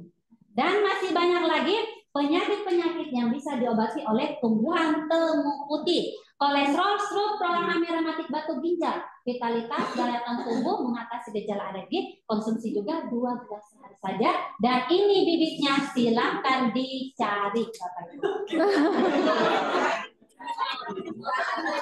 Dapat Bu. Ada dapat Bu. Kemarin kita nggak jualan bibit Ibu. Baik, kalau bibit ini memang langka Ibu untuk kita dapatkan. Biasanya tumbuh daerah pegunungan atau di dataran-dataran tinggi. Nah, tumbuhan ini nggak apa-apa dicari aja pada boleh. Tapi kan ada jambu yang memang buat tapi kan kita nggak tahu ya itu atau bagaimana. Nah, untuk itu, kalau misalnya Ibu mau mencari tumbuhan tengah putih, saya sarankan carinya yang berupa umbi saja, Ibu. Kalau misalnya yang berupa bubuk, kita nggak tahu. Dia udah model kayak iya, itu dia, kita nggak tahu apakah dia sudah tua atau masih muda. Jadi kalau misalnya Ibu cari di pasar atau di Pajamu, ambil nanti umbinya, potong 2, itu ada rasanya pahit kepedasan. Itu rasanya ya Bu ya, pahit kepedasan. Dan di saat potong 2 ada warna krem di tengahnya atau lingkaran di tengahnya. Silakan dibeli sebanyak-banyaknya. Tapi kita tanam dulu, tunggu dulu sampai dia berbunga merah. Biar hasilnya maksimal Bu untuk pencegahan yang 5 tahun ini. Nah, kalau misalnya langsung kita olah, kita nggak tahu dia sudah berbunga merah apa tidak. Kan percuma saja kita konsumsi, tidak ada hasilnya sama sekali. Jadi, bagusnya ditanam dulu, tunggu dulu sampai dia berbunga merah. Dan itu ada usianya. Harus sabar. Usianya berapa lama baru bisa kita olah yang berbunga merah ini? Yang nggak juga ya. 1,5 tahun.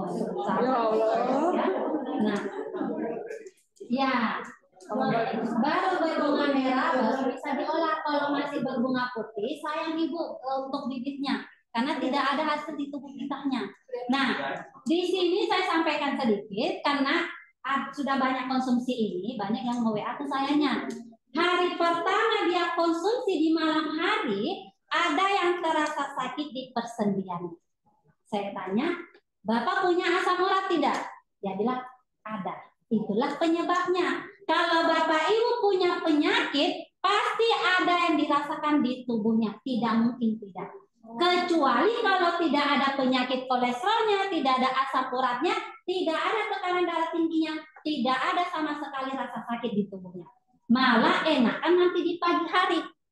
Nah, itu kalau tidak ada penyakit. Tapi kalau Bapak Ibunya ada penyakit salah satu ini, pasti ada ada yang kita rasakan. Tapi ada juga punya penyakit ini tapi tidak ada rasa sakit yang dirasakan oleh tubuhnya. Itu karena daya tahan tubuhnya kuat. Kalau daya tahan tubuhnya lemah, pasti akan terasa sekali di badannya. Jadi kalau ibunya nanti konsumsi, kalau ada yang merasa sakit di persendian atau di bahunya sakit, jangan panik, jangan berhenti konsumsi tumbuhan temu putih. Karena reaksinya ini Bapak Ibu tidak alami selama 3 bulan. Hanya di awal saja setelah Bapak Ibu konsumsi tumbuhan temu putih. Rasa sakitnya akan menghilang perlahan-lahan selama 3 bulan. Jadi kalau Bapak tahun setengah lagi di sini langsung ke pasar lagi kritik. Setengah tahun lagi. ya memang prosesnya seperti itu. Nah, contoh biar ibunya tidak salah membeli buat bibitnya nanti seperti ini, Bu. Karena bibitnya itu banyak samanya. Untuk membedakan tulang daunnya. Tulang daunnya ada keunguan. Berwarna kuning atau keunguan. Nah, di sini kan saya penyuluhan di sini untuk tanda terima kasih kami dari lembaga. Kami memberikan 1 bibit untuk contohnya saja, Bu. Jadi silakan Bapak Ibunya tanam di kantor ini. Ya, semoga ada yang memperhatikan. Nanti ditanam bisa dibudidayakan. Kalau umbinya nanti, Bu, ada tunasnya tumbuh di sini.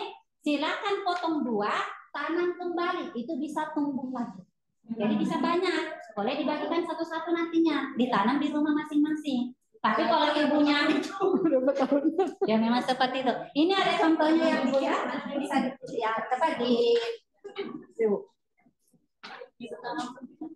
biar tidak salah Bapak Ibunya kalau ada mau cari sendiri di luar nggak apa-apa di. Nah, cuman ini masih kecil. Jadi sabar dulu Ibu, tunggu dulu. Itu tahun setengah. Ya dia memang prosesnya seperti itu. Nah, ini di sini ada keunguannya. Kalau misalnya tidak ada ungunya, boleh silakan Ibu. Kalau nanti tidak ada ungunya warna terang seperti ini, bukan tumbuhan temu putih, jangan dibeli. Takutnya itu kunyit putih atau temulawak karena sama Ibu daunnya bisa dilihat.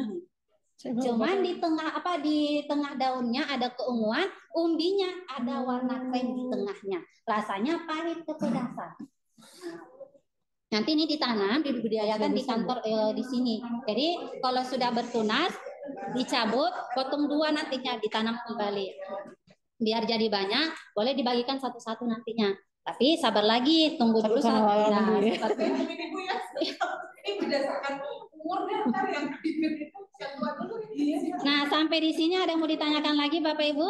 Kita kasih buka sesi tanya jawab hanya 3 saja ya Pak ya, karena mengingat waktu juga. Kalau misalnya ada pertanyaan nanti boleh tampilkan nomor saya nantinya Pak. Ya. Mungkin yang pertama Mas yang di belakang. Mas. Ya, boleh Pak. Silakan. Yang pembuatan temu putih yang kering tadi. Kan diiris terus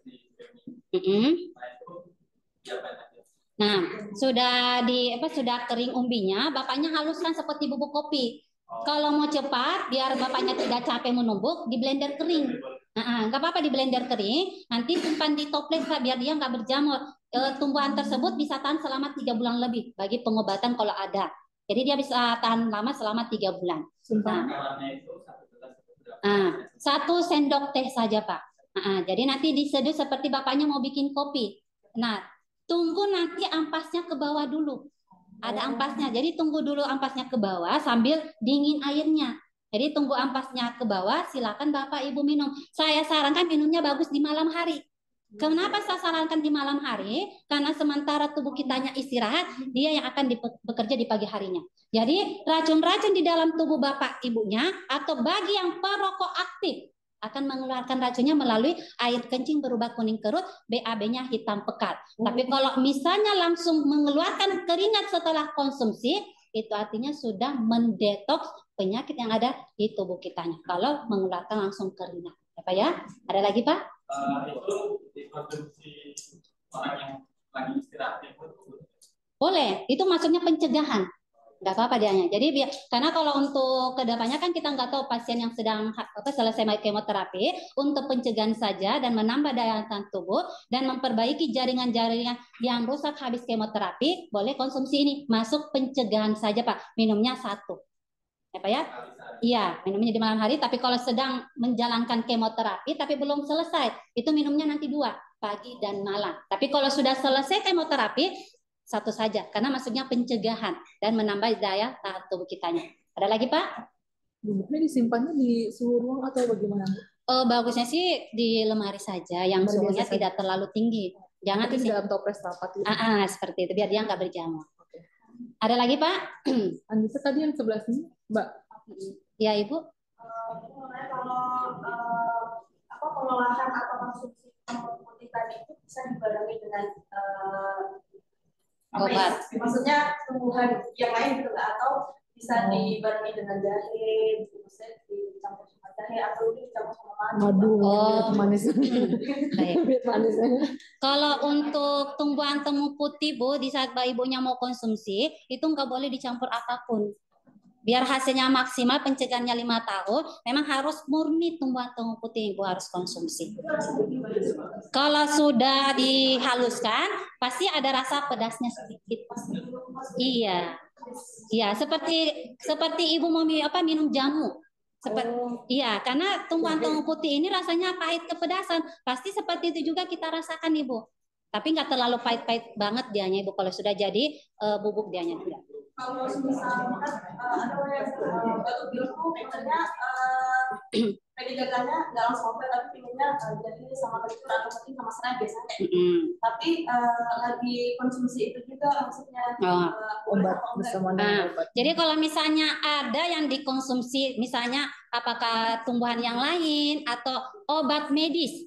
Contoh kalau misalnya ada juga obat medis yang dikonsumsi, apakah itu obat kolesterol yang tiap hari kita minum atau obat diabetes. Dikasih jarak aja Bu, 2-3 jam. Dikasih jarak ya Bu ya. Obat yang Ibu konsumsi dulu, tumbuhan temu putihnya yang terakhir.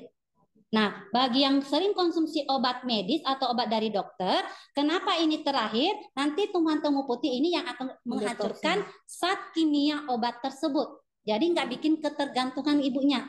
Bagi yang sering konsumsi obat kimia. Jadi bisa kita lepas nantinya setelah konsumsi ini. Tapi jangan langsung dilepas nantinya kalau ada obat yang kita konsumsi selain temu putih. Konsumsi dulu tumbuhan temu putih selama sebulan. Sudah sebulan, Bapak Ibunya nanti mau lepas obat tersebut yang sering kita konsumsi, itu nggak masalah. Yang penting ini jangan dilepas selama 3 bulan. Karena harus rutin, biar enak di badan, memang harus selama 3 bulan. Pencegahannya 5 tahun. Ada lagi Bu? Ya Bapaknya yang terakhir Pak. Misal kalau salah konsumsi atau salah proses, misal konsumsinya kebanyakan atau salah prosesnya itu ada efek sampingnya nggak? Misal kalau sirsa kan bisa kena ginjal. Kalau yang temu putih, nah kalau temu putih dia nggak ada efek sampingnya Pak. Misal kalau kebanyakan pun nggak masalah. Takarannya Bu, nggak masalah kalau tumbuhan ininya. Iya betul. Kebanyakan konsumsinya. Kalau yang ini dia nggak, karena nggak ada efek samping bagi penyakit-penyakit yang lain. Sedangkan tumbuhan ini malah bisa menyembuhkan penyakit-penyakit yang lain, Pak. Jadi nggak masalah kalau misalnya apakah kelebihan. Yang penting mah rutin saja konsumsi selama 3 bulan. Karena pencegahannya selama 5 tahun, nanti tunggu 5 tahun ke depan lagi. Tapi kalau Bapak Ibunya mau konsumsi lagi, misalnya nih sudah rutin konsumsi 3 bulan, mau konsumsi setahun depan, setelah 1 tahun ke depan atau 2 tahun lagi, nggak masalah, konsumsi saja. Tapi tidak perlu setiap hari diminum. Seingat Bapak Ibunya saja, atau sewaktu kita lagi begadang, kurang istirahat, silakan diminum ini. Karena ini yang akan menambah daya tahan tubuh Bapak Ibunya. Jadi dia akan menambah stamina kitanya. Ya? Jadi silakan dikonsumsi. Tidak perlu menunggu juga sampai 5 tahun, nggak apa-apa konsumsi teman-teman. Karena ini murni alami Bapak Ibu. Nah, ada lagi Pak? Satu lagi terkait lipoma. Lipoma kita masuk nomor jinak ya. Ketika sudah diangkat dan kemudian bisa ada riwayat kanker dari keluarga. Apakah kemungkinan lipoma ini atau ini bisa tumbuh lagi? Pasti bisa. Itu bisa Pak. Sedangkan bagi yang tidak ada riwayat penyakit kanker, tapi dia punya lipoma, 3 bulan saja atau sebulan biasanya bisa tumbuh kembali. Karena lipoma ini ada akarnya. Jadi dia bisa tumbuh kembali. Contoh ada salah satu jemaat gereja yang saya adakan penyuluhan, dia bertanya sama saya sudah lakukan operasi pengangkatan lipoma di payudara, tapi kok tumbuh kembali. Nah itu dia ada akarnya yang namanya lipoma. Memang dia nggak berbahaya namanya lipoma ini, cuman dia bisa tumbuh lebih dari satu dan mengganggu tubuh kitanya. Jadi sebaiknya boleh lakukan operasi, boleh. Tapi kalau misalnya sudah lakukan operasi, harus benar-benar menjaga pola makannya. Biar si lipoma ini, ya memang sih bisa tumbuh, tapi kadang tumbuhnya cepat. Tapi kalau makannya sembarangan, bisa tumbuh secepat mungkin.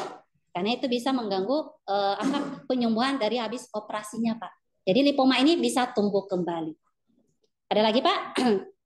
Contoh pasien yang saya temukan, Bapak Ibu. Pasien ini terkena kanker payudara stadium 2A. Dia sudah mau dijadwalkan operasi 1 minggu oleh dokternya. Seperti ini kondisinya Bapak Ibu. Boleh dipindahkan slide-nya Pak? Nah, ini kondisi pasien kanker payudara stadium 2A. Nah, pasien ini dia mau dijadwalkan operasi 1 minggu oleh dokternya. Tapi ibunya menunda dulu. Dia mendengar ada penyuluhan seperti ini. Jadi dia ikut penyuluhan kitanya sampai selesai. Sampai kita anjurkan konsumsi ini. Nah, dia konsumsi tumbuhan temu putih, rutin 3 bulan dia konsumsi. Dia konsumsinya 3 bulan, tapi karena masih seperti ini, masih mengering, dia tetap lanjut konsumsi. Tapi sudah mengering seperti itu, dia konsumsi bukan lagi 3, tapi hanya 1. Karena sudah mengering seperti ini, akhirnya dia kurangi dosis untuk konsumsi. Setelah kering seperti ini, dia datang ke dokternya untuk mengecek apakah masih ada sel kanker di payudara ibunya ini atau sudah tidak ada. Nah, dokternya kaget. Dia mempertanyakan oleh ibunya konsumsi apa. Dia ceritalah ibu ini sama dokternya. Saya dapat penyuluhan dari salah satu kanker. Saya mengkonsumsi tumbuhan putih. Jadi dia hanya mencoba saja konsumsi ini. 1 bulan, reaksi yang dialami pasien ini seperti apa? Payudaranya ini mengeluarkan cairan. Seperti ada baunya, kemudian ada mengeluarkan nanah dan darah. Jadi setelah mengeluarkan seperti itu Ibu, perlahan-lahan dari dalam payudaranya itu, dia mematikan sel kankernya. Nah, sudah mengering, dia periksa ke dokter, tahu-taunya sudah tidak ada sel kanker di payudaranya. Nah, ibunya sangat berterima kasih sama lembaga kami dan masih konsumsi tumbuhan ini. Jadi kalau Bapak Ibu ada mendapatkan pasien seperti ini di luar sana, konsumsi tumbuhan putih 3 kali sehari, pagi, siang, malam, sudah 3 bulan, sudah seperti ini, boleh cek nanti ke dokter. Bagaimana perkembangan kanker yang ada di payudaranya. Sama dengan anak remaja. Ini anak remaja yang dialami. Dia kalau lagi menstruasi katanya sakit terus perutnya. Nah, kalau lagi menstruasi sakit terus perutnya, setelah konsumsi tumbuh putih, hari kedua dia tiba-tiba datang bulan. Nah, tiba-tiba datang bulan, hari pertama keluar seperti ini Bapak Ibu. Nah, setelah keluar seperti ini, yang tadinya rasa sakit yang dia rasakan itu sudah tidak lagi. Jadi plong semuanya. Jadi tidak ada lagi rasa sakit di bagian perutnya. Karena kalau darah halangan ini tidak dikeluarkan sampai bersih, bisa menyebabkan rasa sakit di perut kitanya, bisa menyebabkan adanya miom atau kista nantinya. Nah, jadi kalau ada menstruasinya juga tidak normal setiap bulannya, saya sarankan konsumsi ini. Setelah konsumsi ini, nanti dia datang bulan, tapi banyak sekali dikeluarkan nanti darah halangan ini. Kenapa dia mengeluarkan darah halangan lebih banyak yang sebelumnya? Karena dia ada pengikisan di dinding rahimnya. Setelah keluar semuanya, itu tidak ada lagi rasa sakit yang dialami oleh pasien ini. Jadi seperti itu ya Bapak Ibu, kalau ada keluhan menstruasi atau keluhan yang lain, kalau ada yang dirasakan jangan panik, jangan takut. Tetap dilanjutkan konsumsi tomat putih selama 3 bulan. Sudah 3 bulan, berhenti, tunggu nanti lagi 5 tahun untuk pencegahan selanjutnya. Sudah cukup Bapak Ibu? Oh, 1 ya. Ada lagi? Kalau kita beli obat yang ada di online itu dia mainnya tomat putih. Oh, Bapaknya mau cari yang sudah jadi atau sudah ekstrak, nggak mau mengolah.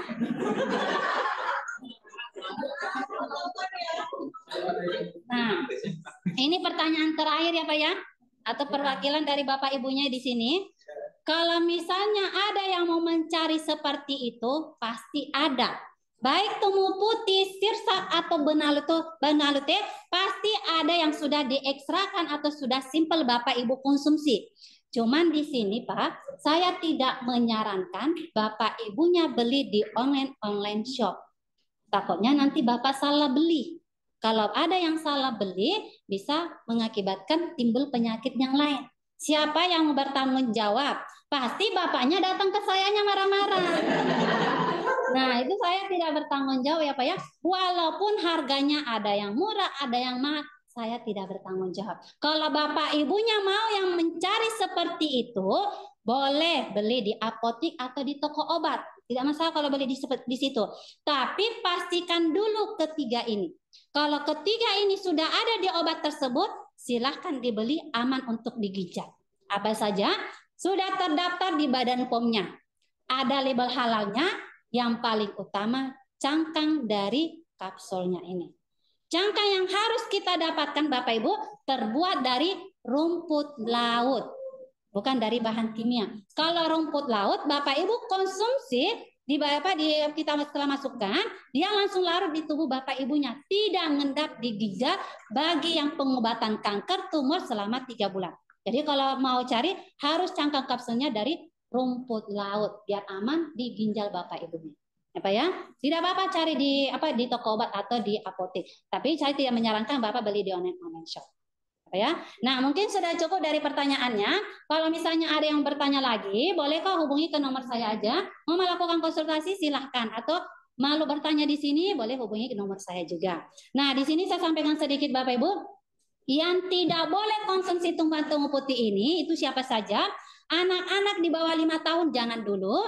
Yang sudah gagal ginjal tidak boleh konsumsi, gagal jantung tidak boleh, ibu hamil tidak boleh, karena di sini ada program hamil juga bagi yang mau program hamil. Bagi yang program hamil itu konsumsi suami istri, jangan hanya istrinya saja, tapi suami istri minum 2 kali sehari pagi dan malam biar cepat. Nah, setiap sebulan harus periksakan ke dokter. Ya Pak ya, kalau sudah misalnya sudah hamil, berhenti konsumsi ini, jangan dilanjutkan. Nanti sudah melahirkan, sudah menyusui di atas 6 bulan, silahkan dilanjutkan lagi. Tapi hitung dari awal lagi. Nah, itu bagi program hamil nantinya.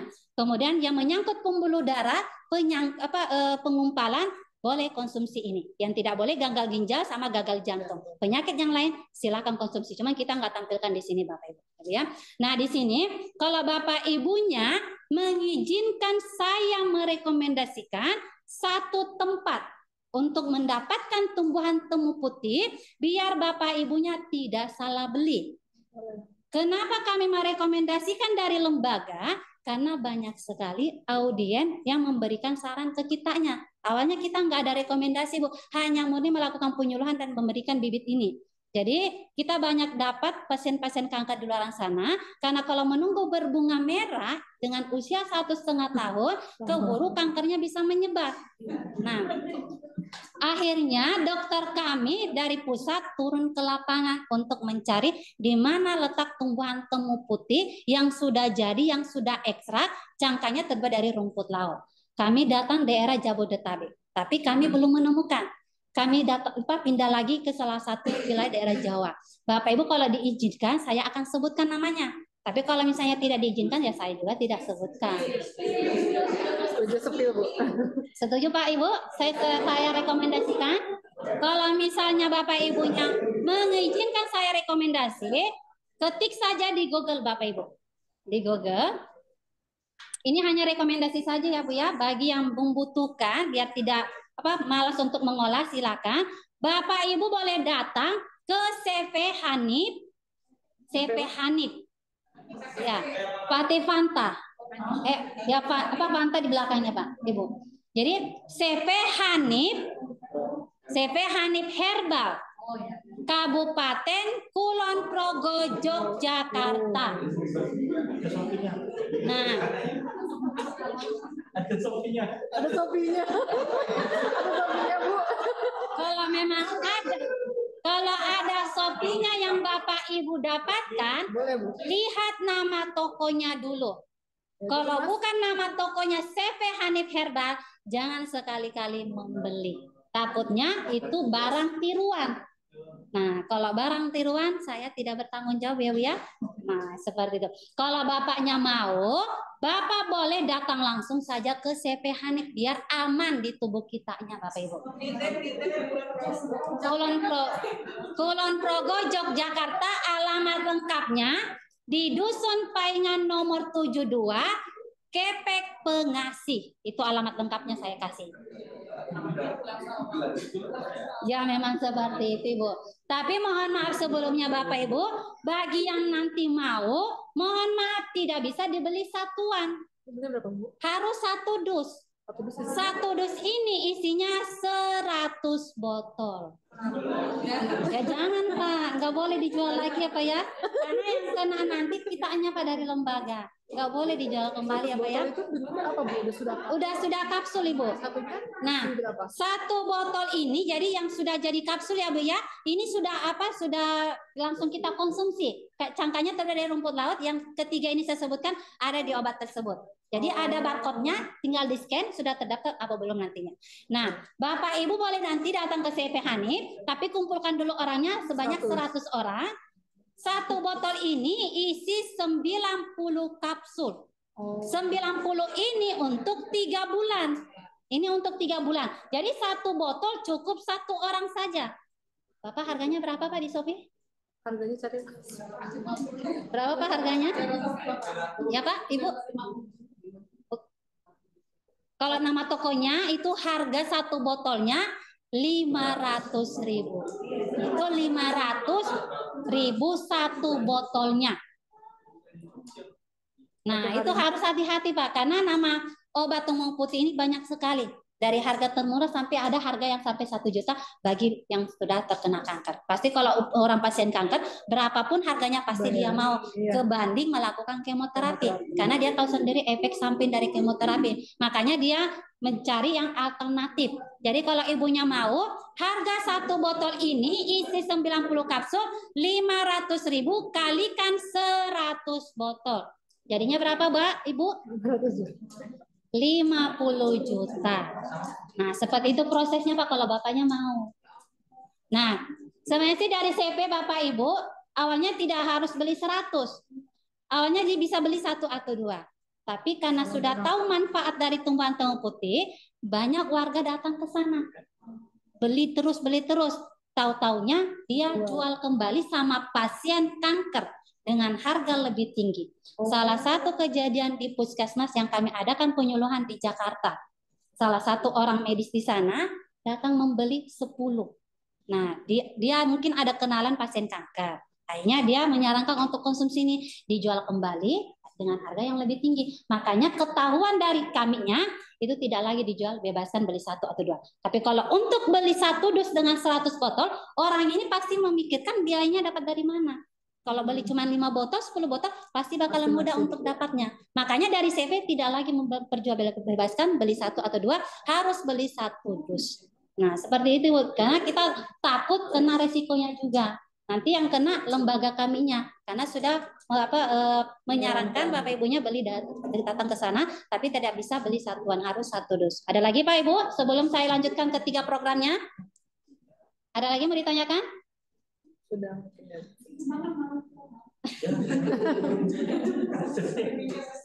Nah, di sini kita ada 3 program. Sebelum saya tutup, yang pertama kita melakukan penyuluhan secara gratis seperti ini sedang berjalan. Yang kedua, kita selain melakukan penyuluhan Bapak Ibu, kita juga mencari pasien kanker yang benar-benar tidak mampu. Kalau Bapak Ibu menemukan pasien kanker di luar sana, Bapak Ibu nanti bisa hubungi nomor saya. Tapi siapkan 4 berkas ini dulu. Kalau 4 berkas sudah lengkap sama pasiennya, hubungi nomor saya. Tapi kalau belum lengkap itu nggak bisa dibantu. Apa saja 4 berkas ini?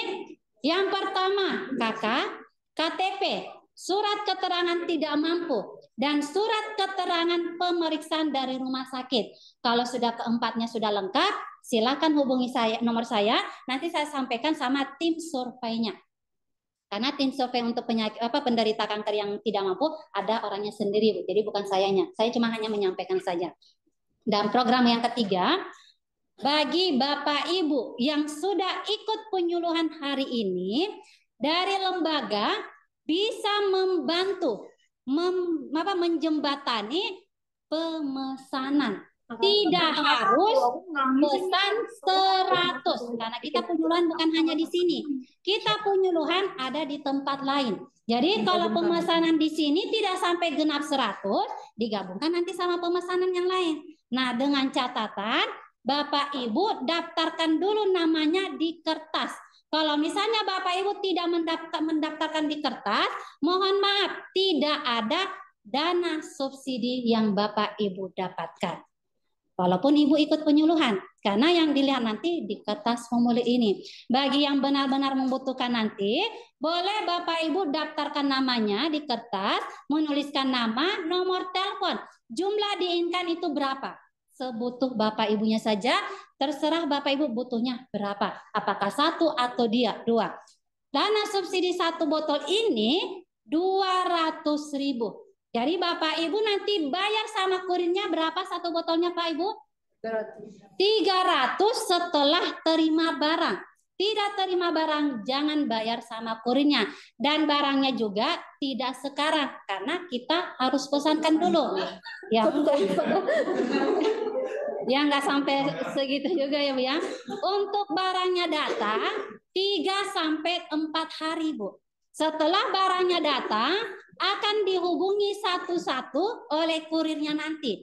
Nah, setelah kurirnya menghubungi, akan datang ke kantor ini untuk diantarkan barangnya. Itu bagi yang mau saja. Bagi yang tidak atau masih ragu-ragu, tidak perlu ditulis namanya ya Bu ya. Karena kalau sudah menuliskan nama di kertas, itu sudah benar-benar dipesankan. Kalau misalnya Bapak Ibu tiba-tiba cancel, yang mengganti pemesanan ibunya, saya dan rekan saya. Yang harga 301 botol ini. Nah, jadi yang pasti-pasti saja, contoh kalau misalnya Ibu pesan 2 botol, dana subsidinya 400.000. Bapak Ibu hanya bayar 600.000 2 botol ini. Ya, nanti silakan daftar namanya, tulis nomor kalau bisa nomor WA. Biar saya mudah lakukan konsultasi 1 bulan sekali, biar saya bisa melihat perkembangan bagi yang konsumsi tumbuhan temu putih ini. Ada lagi Pak Ibu? 1 botol isinya 90 kapsul Ibu. Untuk 3 bulan bagi pencegahan kalau Ibu tidak ada penyakit ini ya Bu ya. Bagi tidak ada penyakit asam urat, rematik, kesemutan, kolesterol, itu cukup 1 botol saja. Tapi kalau bagi ada penyakit ininya, asam uratnya tinggi, darah tingginya tinggi, itu hanya 1,5 bulan karena minumnya 2 kapsul sehari. Bagi yang punya penyakit ini. Tapi kalau tidak ada penyakit ininya Ibu, 1 saja di malam hari. Ada benjolan di bagian tubuhnya, minum 3 kapsul sehari, pagi, siang, dan malam. Berarti 1 botol ini hanya 1 bulan. Jadi kalau benjolan harus konsumsi 3 botol bagi pengobatan. Karena kita harus tunggu sampai benjolan tersebut benar-benar kempes. Kalau misalnya belum kempes selama 1 bulan, silakan dilanjut. Karena kalau untuk benjolan Bapak Ibu 1 bulan memang belum kelihatan untuk kempes. Nanti sudah jalan 2-3 bulan baru bisa kelihatan. Tapi ya itu bagi pengobatan lipoma atau benjolan tumor di tubuhnya. Nah, nanti kertas formulirnya seperti ini, nanti juga akan dibantu sama rekan saya Bapak Ibu ya. Karena barangnya tidak ada sama lembaga kami, karena kita memang barangnya tidak ada, jadi kita pesankan dulu, baru barang datang di kantor kaminya. Nah, ini resmi dari lembaga kaminya ya Bu ya. Bagi nanti yang mau silakan daftar namanya, bagi yang tidak juga tidak apa-apa. Kalau Bapak Ibunya mau tapi tidak tulis namanya di sini, mohon maaf tidak ada dana subsidi Bapak Ibu dapatkan 200.000 ini. Jadi silakan Bapak Ibu bayar nanti sama kurirnya 500. Karena yang dilihat nanti di sini Bapak Ibu. Karena kurirnya nanti akan membawa kertas formulir untuk dikirim obatnya ke sini. Nanti ini dijalankan bagi yang mau. Nanti setelah sudah menulis saya ambil kembali buat kami proses pemesanannya. Barang datang 3-4 hari. Paling lama biasanya 1 minggu Bapak Ibu. Nah, ini nanti dibantu sama rekan saya cara penulisannya. Nah, ini nanti bisa dijalankan ya Bu ya.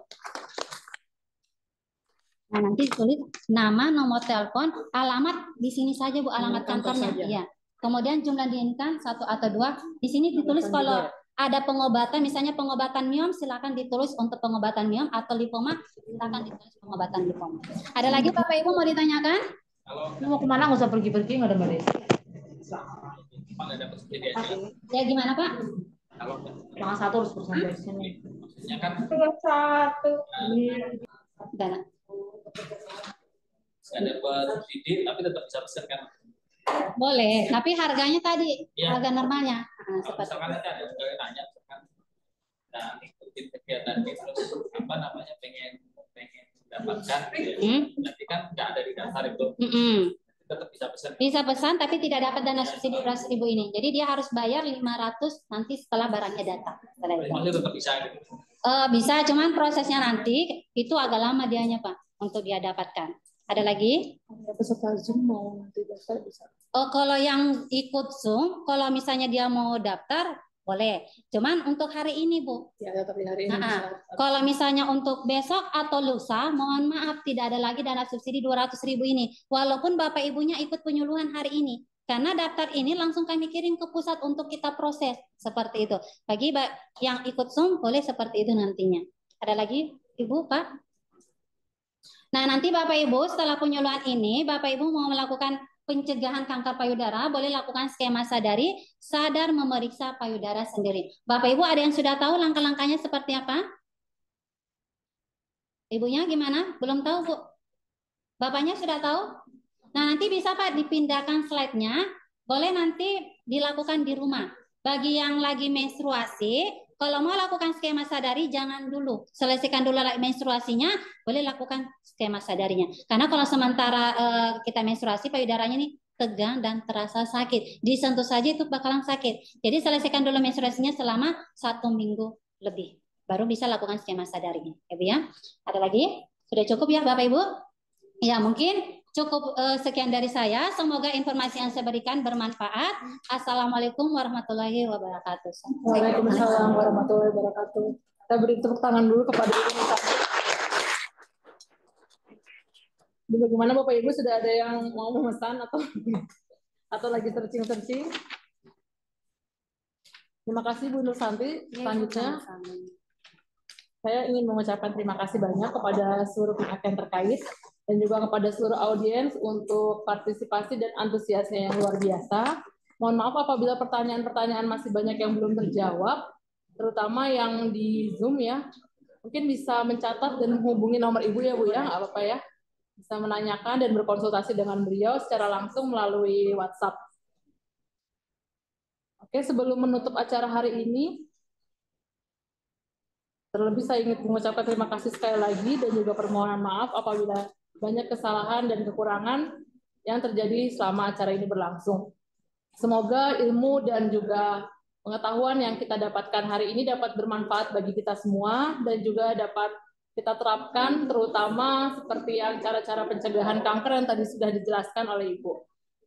Sekian dari saya Vicky pamit undur diri. Mohon maaf sekali lagi. Terima kasih. Wassalamualaikum warahmatullahi wabarakatuh. Waalaikumsalam warahmatullahi wabarakatuh.